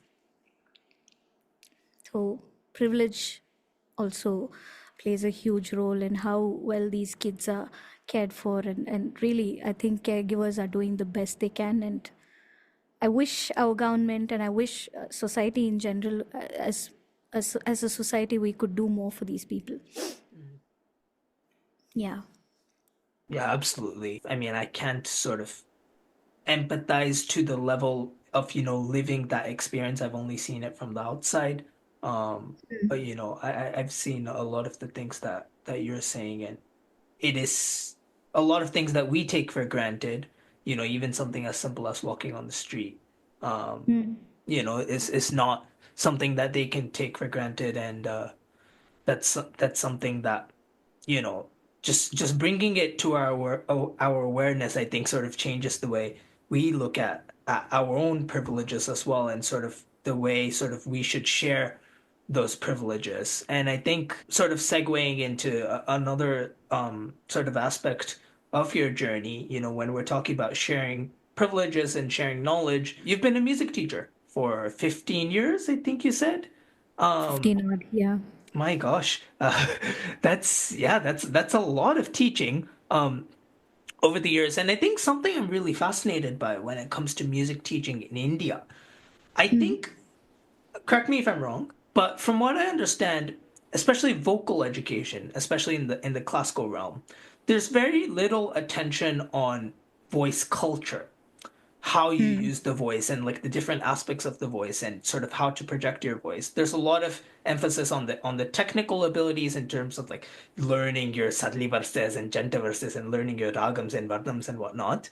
Mm. But in terms of the sort of more anatomy based, how do you project, how do you keep your voice so that it doesn't burn out after 2 weeks, of singing high notes or whatever, right? And I know that a lot of your specialization is in the sort of voice culture side of things, Mm. right? So how has that been, sort of bringing that very important aspect of singing into Mm. maybe an environment that's not as familiar with emphasizing those aspects? I think it's a balancing act. Also, to say that, not all of Indian classical music, not that all of it doesn't focus on voice culture. Fair. Hindustani music, in fact, very intuitively, their teaching style and the way Hindustani artists sing and project and vocalize, there is a lot of uh, beautiful voice culture elements which are baked into the art form itself. Again, it comes from where it is practiced, the context, for how many hours it is practiced, like in a concert structure, what's the repertoire and what's the flow of the concert looking like, and how it has evolved today. Like in the context of Carnatic music, I think the problem as such stems from over intellectualizing the art form, Mm. which is great from a perspective of exploring different kritis, or sheerly exploring the what all you could do within the grammar of that music when it comes to especially manodharmam, improvising. I think there's a lot of focus on that, and how you can make it melodically very intricate, and of course bringing in gamakams and those sangadis and everything into a part of the storytelling. Unfortunately, that very important aspect of voice culture is left out of this storytelling. And I also noticed that a lot of Carnatic artists keep their jaws very tight, and the way of pronouncing the words also, it carries a certain sound and an aesthetic to it. It has been sung a certain way all of these years, and when you watch and learn that, that's what you do too. So for the longest time, even when I was singing Carnatic music, I used to sing it keeping my jaw tight. And I used to wonder, why is my voice not able to traverse all of those registers? But when I sing Western music, I'm able to do all of that very easily without feeling any strain. So Mm. my own, understanding of voice and all of that, voice culture particularly, stemmed from, answering that question. And also today, I think lifestyles have become very stressful. We don't eat right or get enough sleep, or we don't hydrate enough. These are, again, basic problems that also play a huge part in good voice culture. And this, of course, is not limited to Carnatic musicians, it's Yeah. just across the board. Everybody is doing this. So that also cultural differences and lifestyle differences, stress levels, anxiety, all of that plays into this. That being said, I think the current generation of uh, Carnatic musicians are taking a lot of interest in learning about voice culture. How can one better their technique while also allowing them to express and improvise and sing the way that they have been singing without butchering the aesthetic too much. After years of practicing a certain art form, a certain way, and the repertoire is so far and wide and deep, and there's so much to learn that you can often get lost in that abyss of things. So to undo that, or not necessarily undo, Yeah, yeah. but to bring in a newer aesthetic is hard. Mm. So, and as an adult to do it, it's even harder. And once you've seen success with your art form, it gets even harder. That's I think that's why I really appreciate what Sanjay sir is doing. I was Is going there. he's somebody who's seen a lot of success doing what he's doing, and he's been garnering such wonderful audiences to his concerts. And despite all of that, this openness to learn something new and incorporate a newer way of thinking so far into his career is really commendable. So I think that if one is open minded enough, one can do it, and one can learn and improve their craft so that longevity is taken care of. When you're working with somebody, you mentioned Sanjay sir, so we'll use him as an example. Like he has been, a master of his craft at, for decades upon decades, right?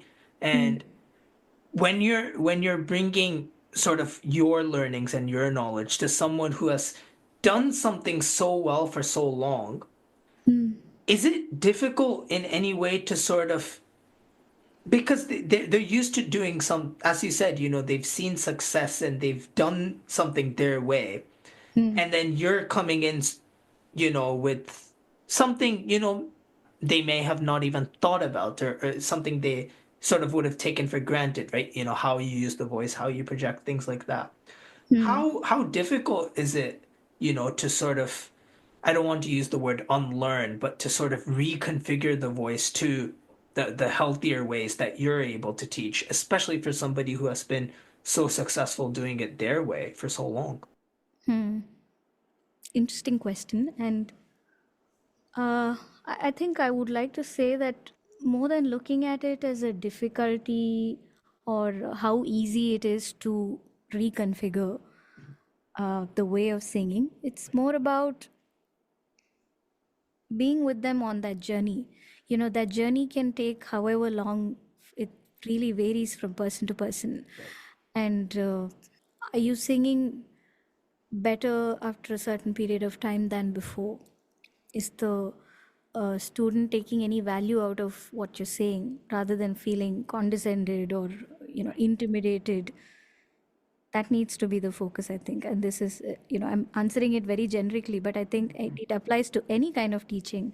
And that's what I see with voice culture also, because you need to become more in tune with the different resonance cavities in your body. You need to start thinking about where my voice is traveling, where is what vibration happening. Oh, this is what is chest voice, this is how it sounds when it's mixed, this is where it's resonating, this is where I need to push it, this is how I need to project it. This is a lot of self introspection. If you think about it, it's not something that can necessarily be taught. You can guide a student through this, and this is for anybody, whether it's a professional like Sanjay sir, or whether if it's for someone who's a beginner. Of course, their own ability and their own openness to learning will make it easier, and thereby make it faster for them to incorporate and reconfigure their own vocal techniques to suit their needs. Right. But as a teacher, this is how I would look at it, is that I just need to be patient and hold their hand through that journey, and they will eventually figure it out as to, okay, this is how it feels in my body, this is how I want my voice to sound. And it's a very transient thing, I Right. think. You're constantly evolving your idea of what your voice should sound like, and your art itself is evolving across time, right? Now Sanjay sir is, taking him as an example, exploring different art forms more so than he did before. So that also probably is one of the motivating factors for him to be more serious about voice culture, because like I said, one form of art is never enough to express different things. Similarly, one voice technique is not enough to express other kinds of music. You need to open yourself up. It's a very liberating feeling, is what he has also told me, from his experience with this. um, so yeah, I hope I answered your question and I wasn't too No, cryptic about it.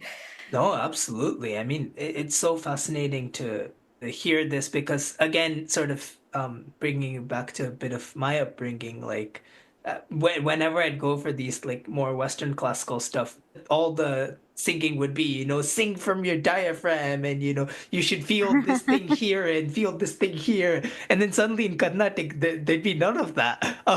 So I've sort of battled that. I don't know if contrast is the right word, but just the different way of looking at it. And it's so cool to see, somebody like you, because you're an expert in both, bringing the best of both worlds together and sort of harnessing artists and guiding artists in being the best versions of themselves through the knowledge you have on both sides, right? I think Yeah, yeah, that's absolutely. And there's one thing that I would like to, tell teachers of any art form, particularly in music, is that don't limit your students from exploring other art forms or learning from other teachers or using different kind of voices to sing the same genre that you have heard or you have been singing a certain way, because experimentation and just playing around with is where I think the most beautiful art is born.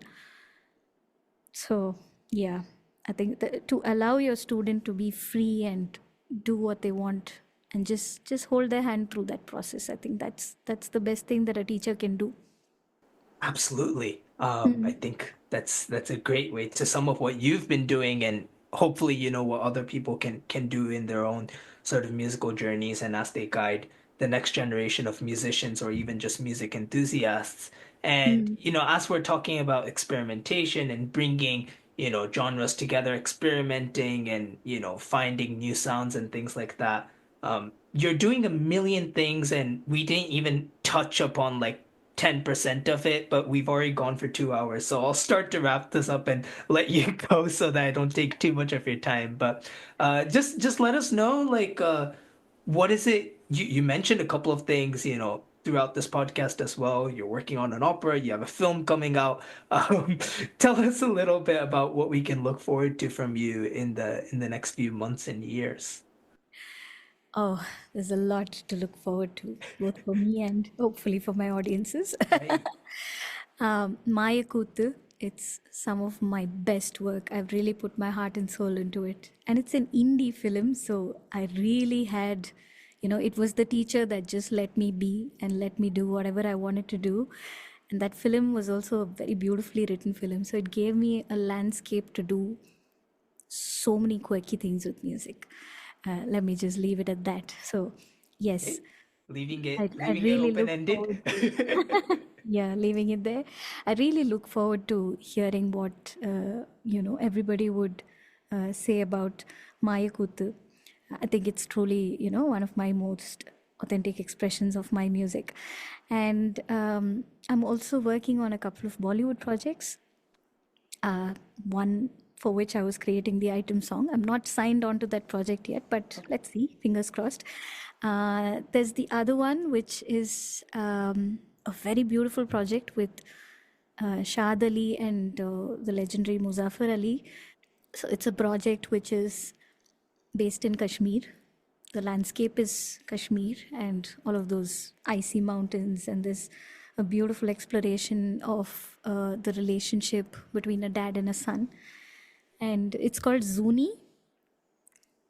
It actually features a movie by Muzaffar Ali ji, which was made initially in the 1980s, but then it got shelved due to Kashmir insurgency. And a lot of that footage is now being restored, and it's going to be, a part of this film as well. So I'm getting to do very interesting music on that project, like, prog rock and hip hop and lullabies and whatnot. So again, a very, very, very stimulating project for me Right. musically. And Shadali is such a learned person, with respect to music. And I don't mean just in a music grammatical way, Right. but just by listening to very good music, the way he's touched, I think we both resonate a lot with each other in our, in what we like in music and what we like as a way of storytelling, or a way in which I would approach a particular scene.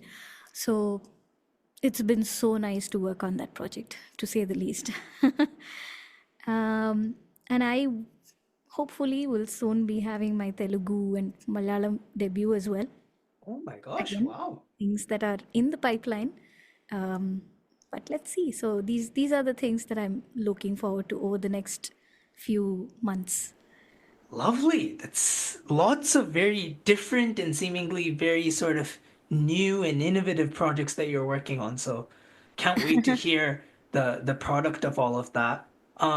One Yeah. very, very, very, very tiny footnote in font size 2 is if we got to work with each other on Make that my font size 48, please. then everything else needs to be like font size, 2085 or something. But no, I just want to say it was a huge, honor to work with you. I mean, it's a very sort of simple project compared to the scale of what you're doing, but if you have a few words you want to say, I think you heard the album or at least parts of it as well. If there's a few things you want to say about working on it, and if you have anything to say about the overall product as well. Absolutely.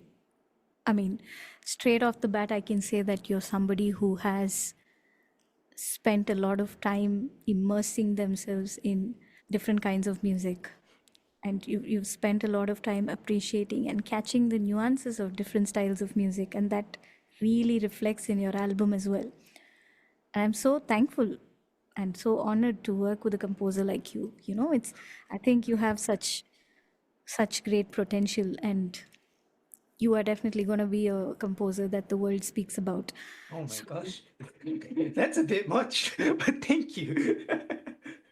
yeah, I genuinely think so, because especially the track with Vijay Narayan, I thought that was very inventive, and it had a lot of interesting elements in it. And of course, the one that I sang to with Aditya RK, he has sung so beautifully, and you gave me such lovely, um, you gave me such a beautiful track where I could explore all that my voice could do, you know so I felt very satisfied in that sense. I was so happy after that recording. I was, yeah, full with I was pumping with adrenaline. So thank you. It was a very beautiful album featuring some stellar artists, and the work of a great composer, of course, comes alive also with beautiful artists. And I think you've done a great job. I can't wait for people to hear it. My gosh, thank you so much. I wasn't expecting that. That's And very flattering. it's lovely that you've called it Life Under 23. Um, are all these songs, were they all composed before you hit the age 23? Or could you tell me a little bit of why you've called the album that? So today I am 23 years old and 11 days. So 23 years and 11 days old. Oh, belated birthday wishes So, to you. basically, it's basically a sort of diary of my life, I guess. Yeah, that's what all indie musicians do, right? We're self-centered, so we just talk about ourselves.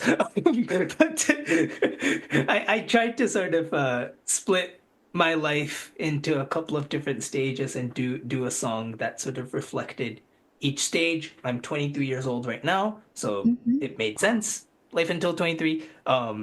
The aim was to release it on the 23rd birthday. Just missed it. It'll probably be another Okay, month it's the before. national, sorry, it's the natural progression of a musician to postponing things. So right now I'm just at 1 month. To be a true musician, we need to get to a couple of years, I think. Just have like 50 bangers sitting in the hard drive doing nothing. That's the mark of a true musician. I'm an amateur. If I make something, I just release it. Oh, no, no, no. You're definitely not an amateur. And I mean this also by the way you speak. I think you're able to notice a lot of things that are far beyond your years. Uh, so it's amazing. That shows how sensitive you are as a person. And I always believe that sensitive people make great artists. And again, it shows in your music. So can't wait for the world to hear it. Thank you so Hopefully, much. when it hits the 1 month after the 23. Thank you so much. There's a running joke at my office that I look like I'm 35. At least you say that I have the maturity of, You somebody sound like beyond you're me. 35. That's a possibility.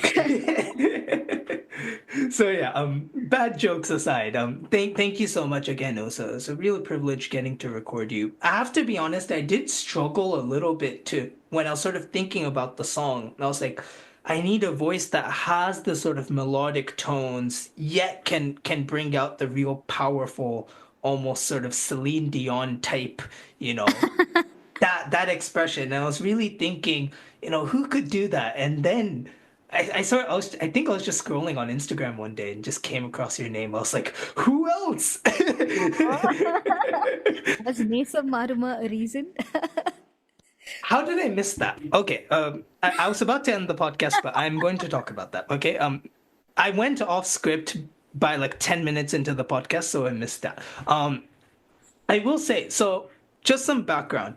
As you know, I interviewed Girish 2 years ago, 1.5, 2 years ago, something like that. Mm-hmm. So it was at the point where the first two songs in Kole had come out. So Nirkumuro had come out and Partenabum Ileo had come out. Right. Hmm. And that's why I interviewed him, and he was like, Kole's a super interesting album. He was like, there's going to be two other songs plus one more surprise. And then I pushed him. I was like, what's the surprise? And then he was like, I think you'll enjoy it.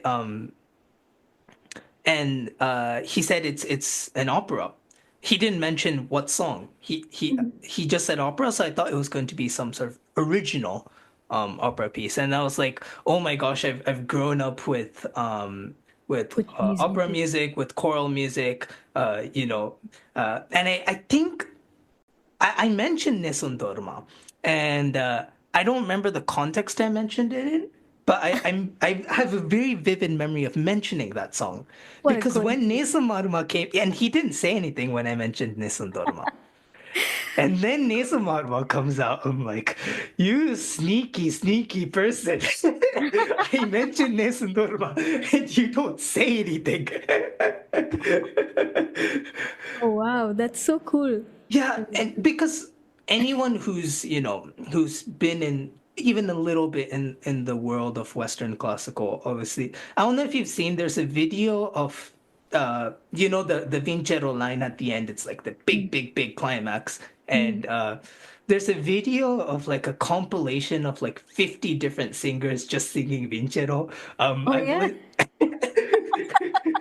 I've listened to that like hundreds of times, just that compilation, because it's so interesting. Like, and I remember I performed Nessun Dorma once really badly, but I did anyways. Oh, how So nice. When was this? long time ago, I was like 13 or 14. Wow. That would have, Again, not very well, but but but that would have also sounded so beautiful in a like a young teen's voice. Wow. Interesting. Go ahead, sorry. interesting is the word I'd use. Anyways, no, I just want to say, like, there's that compilation. So, I'd listen to all these different singers, sort of, especially that last line because it's the big moment, right? Mm. So, how would Pavarotti sing it? Pavarotti sort of, he sings with a lot of passion, so it won't necessarily be on the beat. He'll land on that tonic before the orchestra starts playing the Mm. sequence of that final chord, right? Mm. And then you have Bocelli, who's maybe a bit more toned down compared to Pavarotti, and maybe his vibrato is a bit slower, but that gives it a different color. And my memory's fading now, but like I think there's like Placido Domingo, and there's a couple of like really good Korean artists as well who was, you know, and yeah, basically I was just fascinated by Nissan Dorma. And then comes your song, and then I I was like, I remember it was me and my sister, coincidentally also named Anjana. Um, Oh, yeah. How yeah. nice. Um, and I remember I listened to it, and then I came home, and I just played it to her with no context. And then she was just like, "What the hell?" That was both of our reactions. We were just like, "Who is this freak? Why does why does the Tamil lyrics sound exactly like the original Italian lyrics? It's Hmm. so beautifully penned because it's so sensitive, right? Like you can't like I love how Vinciro's Virino, right? Like it's Mm. basically the same thing, but still works. Yeah, yeah. Even contextually, yes. Right? Exactly. So sorry, I don't have a question, but just tell me. Just I've just ranted for like 5 minutes, and you've been patiently waiting. I But enjoyed that rant. I totally enjoyed it. but just tell me a bit about how that came to be, how the idea of using that song came to be in this film, and maybe a bit about, you know, your process sort of orchestrating it, singing it, etc. Right. So the idea of having a film start with a murder with an opera track on it was, of course, by the genius director Balaji Kumar.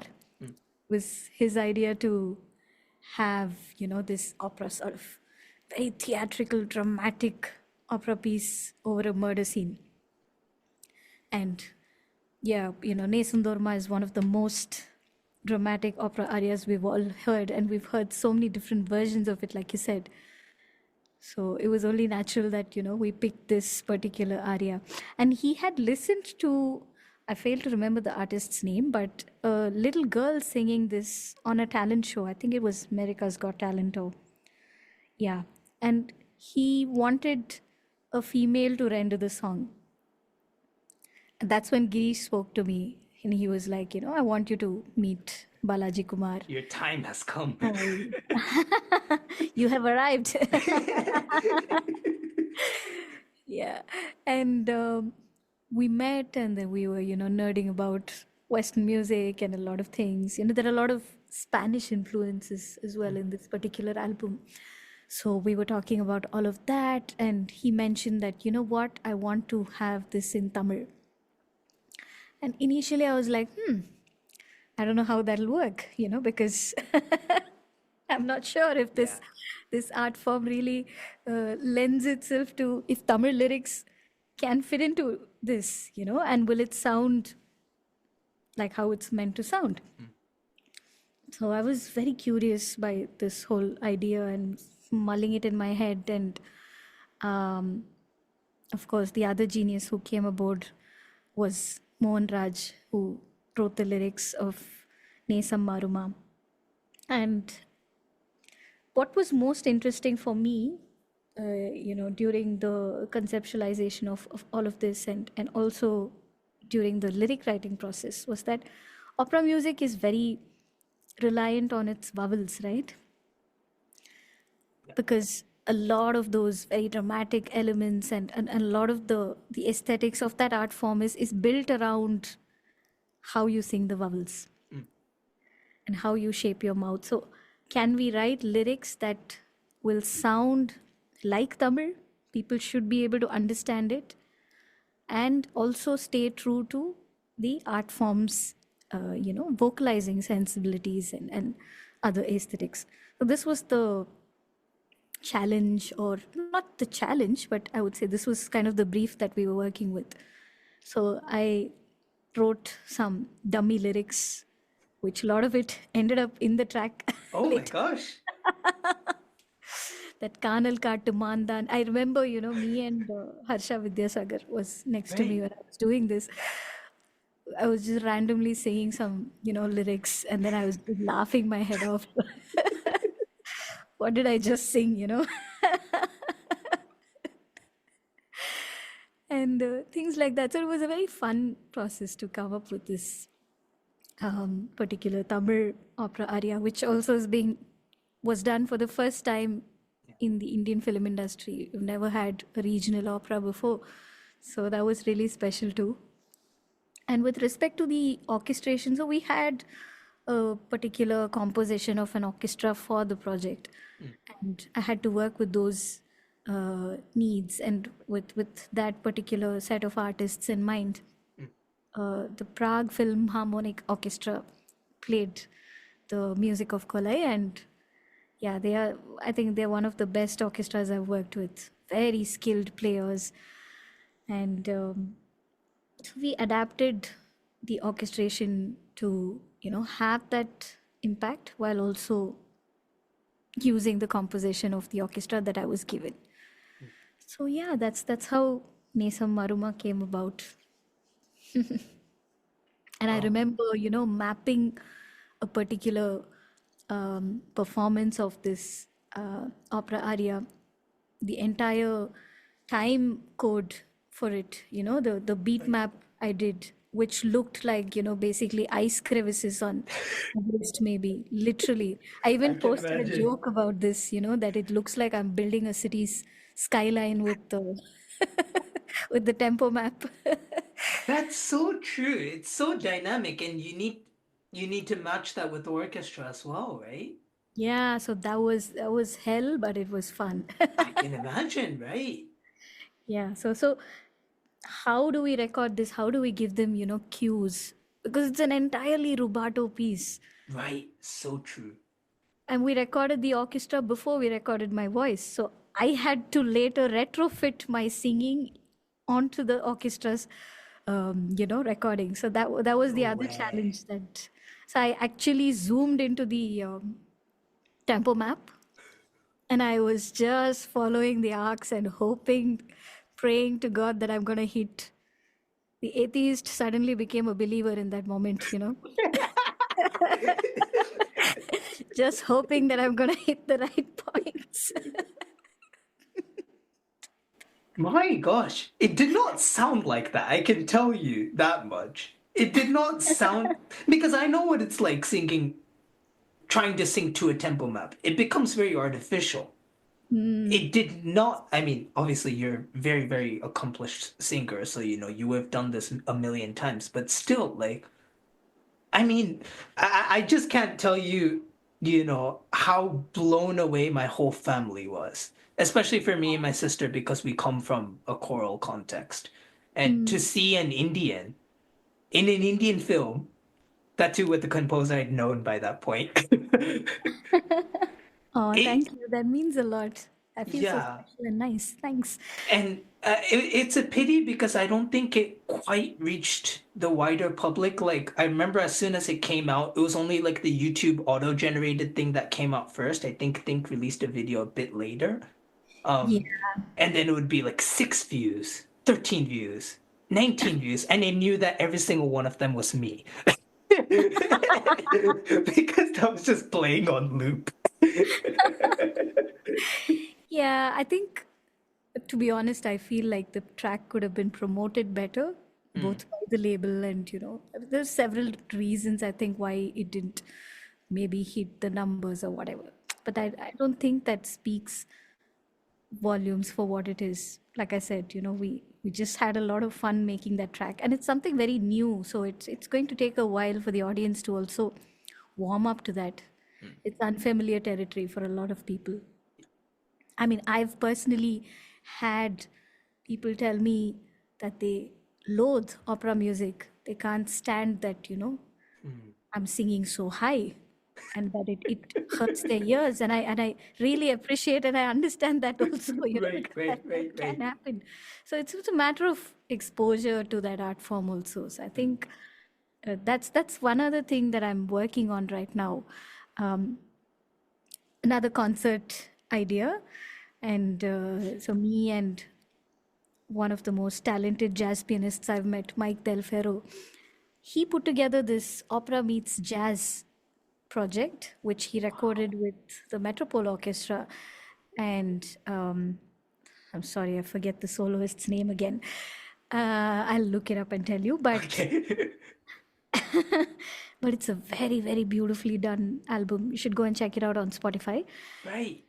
So we are trying to do like a Carnatic opera meets Carnatic jazz My gosh. version of this concert, which hopefully we'll be touring with soon, and maybe even bring it to Japan. Who knows? Yes, There are we more will people like happily you. host We you would here. love to. And I'll tell you what, there'll be an audience for that. Oh yeah. Yeah, I can assure you. Because there's people here are so open to, wanting to learn about new music. Recently, a couple of Carnatic musicians have been doing concerts in Tokyo. Mm-hmm. Very small, especially South Indian population here. Mm. Guru Charan was here last September. Mm. I went to his concert, and my family was basically the only Tamil people there. Everyone Okay. else was Japanese.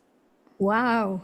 It was, and even they, like, we were talking to all of the musicians, and they were like, every time we go abroad, it's usually just the Indians who live in that country, the Indians in Singapore, the Indians in the US, Indians in Germany, whatever. And they were Hmm. like, this was the only time where it was filled with the locals of that country.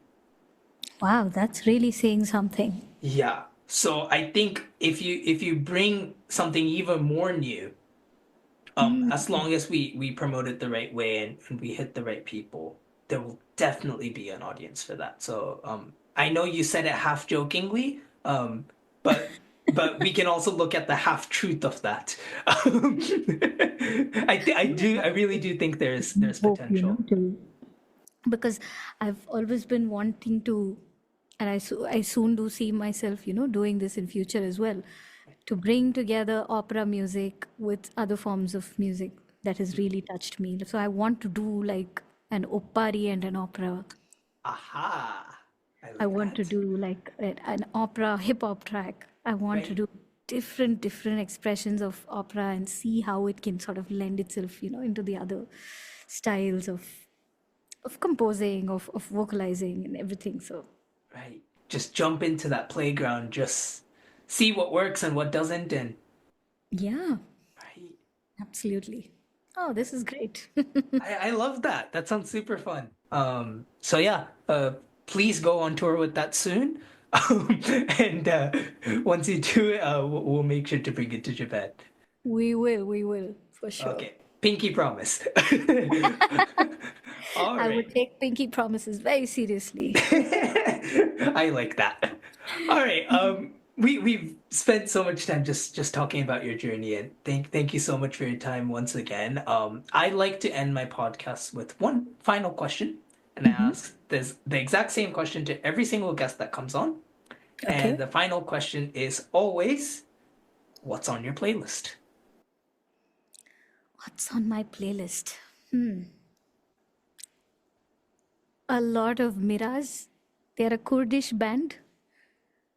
Sorry, what was it called? Miraz. M Miraz. I, yeah, M M I I R A Z. I will. Interesting. Okay, the only thing that comes up is a Bangladeshi cricketer, but I'll figure I'll figure out how I'll to maybe find. share some links with you That later. would be lovely. Thank you. Tell us a bit more about them. Their What are music they? is like super exciting. They're an ensemble of Kurdish musicians, and I'm sure from different backgrounds as well too. And they present these, traditional Kurdish compositions in a very fun and unique, contemporary way. And I love the instrumentation. I just love the energy of how those tracks sound. So I was looking for a lot of inspiration, for the Zoni project. Right. Um, as I'm composing the pieces, I was listening to that, and the latest album by Opeth as well has been Mm. running. What else has been going on? Yeah, I think pretty much these two. Do you listen to a lot of music? In the I do. sense, oh, like it sounds like a stupid question, but I mean like because your whole day is occupied by music. Do you like sit back and just listen to music, and does it serve as a form of relaxation for you? Or is all the music you consume just part of your profession or part of your professional endeavors? I think for me, music is never relaxation. And I Interesting. don't mean this in a sort of a negative way. Right. As in when there's music playing, any kind of music, whether I like it or not, my attention immediately heads there. So I can't listen to music and read, or I've always felt very singled out when my friends used to do that back in school and I couldn't. Why am I not able to listen to music and read or study, No lo-fi study beats for you. Sorry? No lo-fi study beats for you. You'll be thinking about, No. ooh, what's the EQ they put on that snare? Yeah, so when I'm listening to music, I love, engaging with it. It's something that I like doing. So usually when I'm driving to my gym, which is about like a 45-minute, 1 hour drive from home, Oh, wow. I listen to a lot of music. I love singing in my car also. So that's like, my me time. Right. That's the time that I really allocate for music listening. And of course, apart from that, when I'm working on a project and I'm looking for inspiration, there's, consciously I go looking for certain kind of genres or artists. Like for the item song, I think I heard all of Saitaman's DSPs. Now I'm very, very well read with my item song you know, knowledge. So ask me anything and I'll answer in seconds. That kind of research. So yeah. So for me, it's never about relaxing with music. I can't relax with music. I can't fall asleep when there's music playing. So it's like that. And sometimes, yes, I do feel like, after a long day's working, I don't want to listen to music. I often walk around at home wearing earplugs because I don't want to listen to anything. Ah. So that, yeah. Is there anything you do to unwind and refresh? Me, I love meeting people after a long day's work. So there are friends who I, catch up with for coffee, or we just maybe play board games, or I love watching movies. I'm very passionate about filmmaking, and I do see myself as a filmmaker someday. Wow. I Okay. watch about like 6 to 7 movies a week, and at least 2 in the theater. My gosh. I've So hardly seen that many movies in my life. I'm hardly joking. That's crazy. Wow. I love films. So, and art films are, my go-to. So I kick back with films. I love reading. I kick back with a book. It really, depends on what my mind sort of goes to that day. Lovely. Wow. Okay. That's a lot. Yeah. Thank you so much for having me. And I really enjoyed, this conversation, such beautiful questions. And you're a very sensitive person, a very learned person also, I think, who observes a lot of things. It's always really nice to talk to people like that. I'm so glad that I was also a tiny part of your album, and I wish you a lot of success in your composing journey. Thank you very Thank you. much. My pleasure.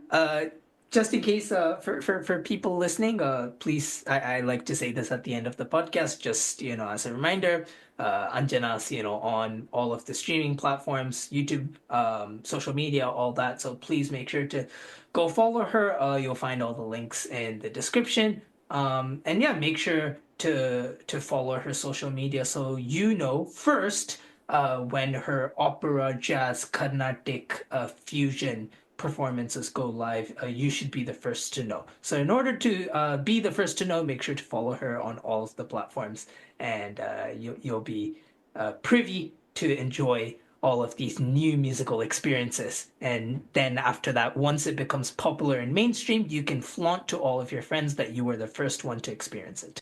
Aw. And please do follow Indoencers as well. Oh my gosh, thank you. Well, that was Anjana Rajagopalan on this episode of the Life Until 23 series of the Indoencers Podcast, and thank you to everyone that has tuned in.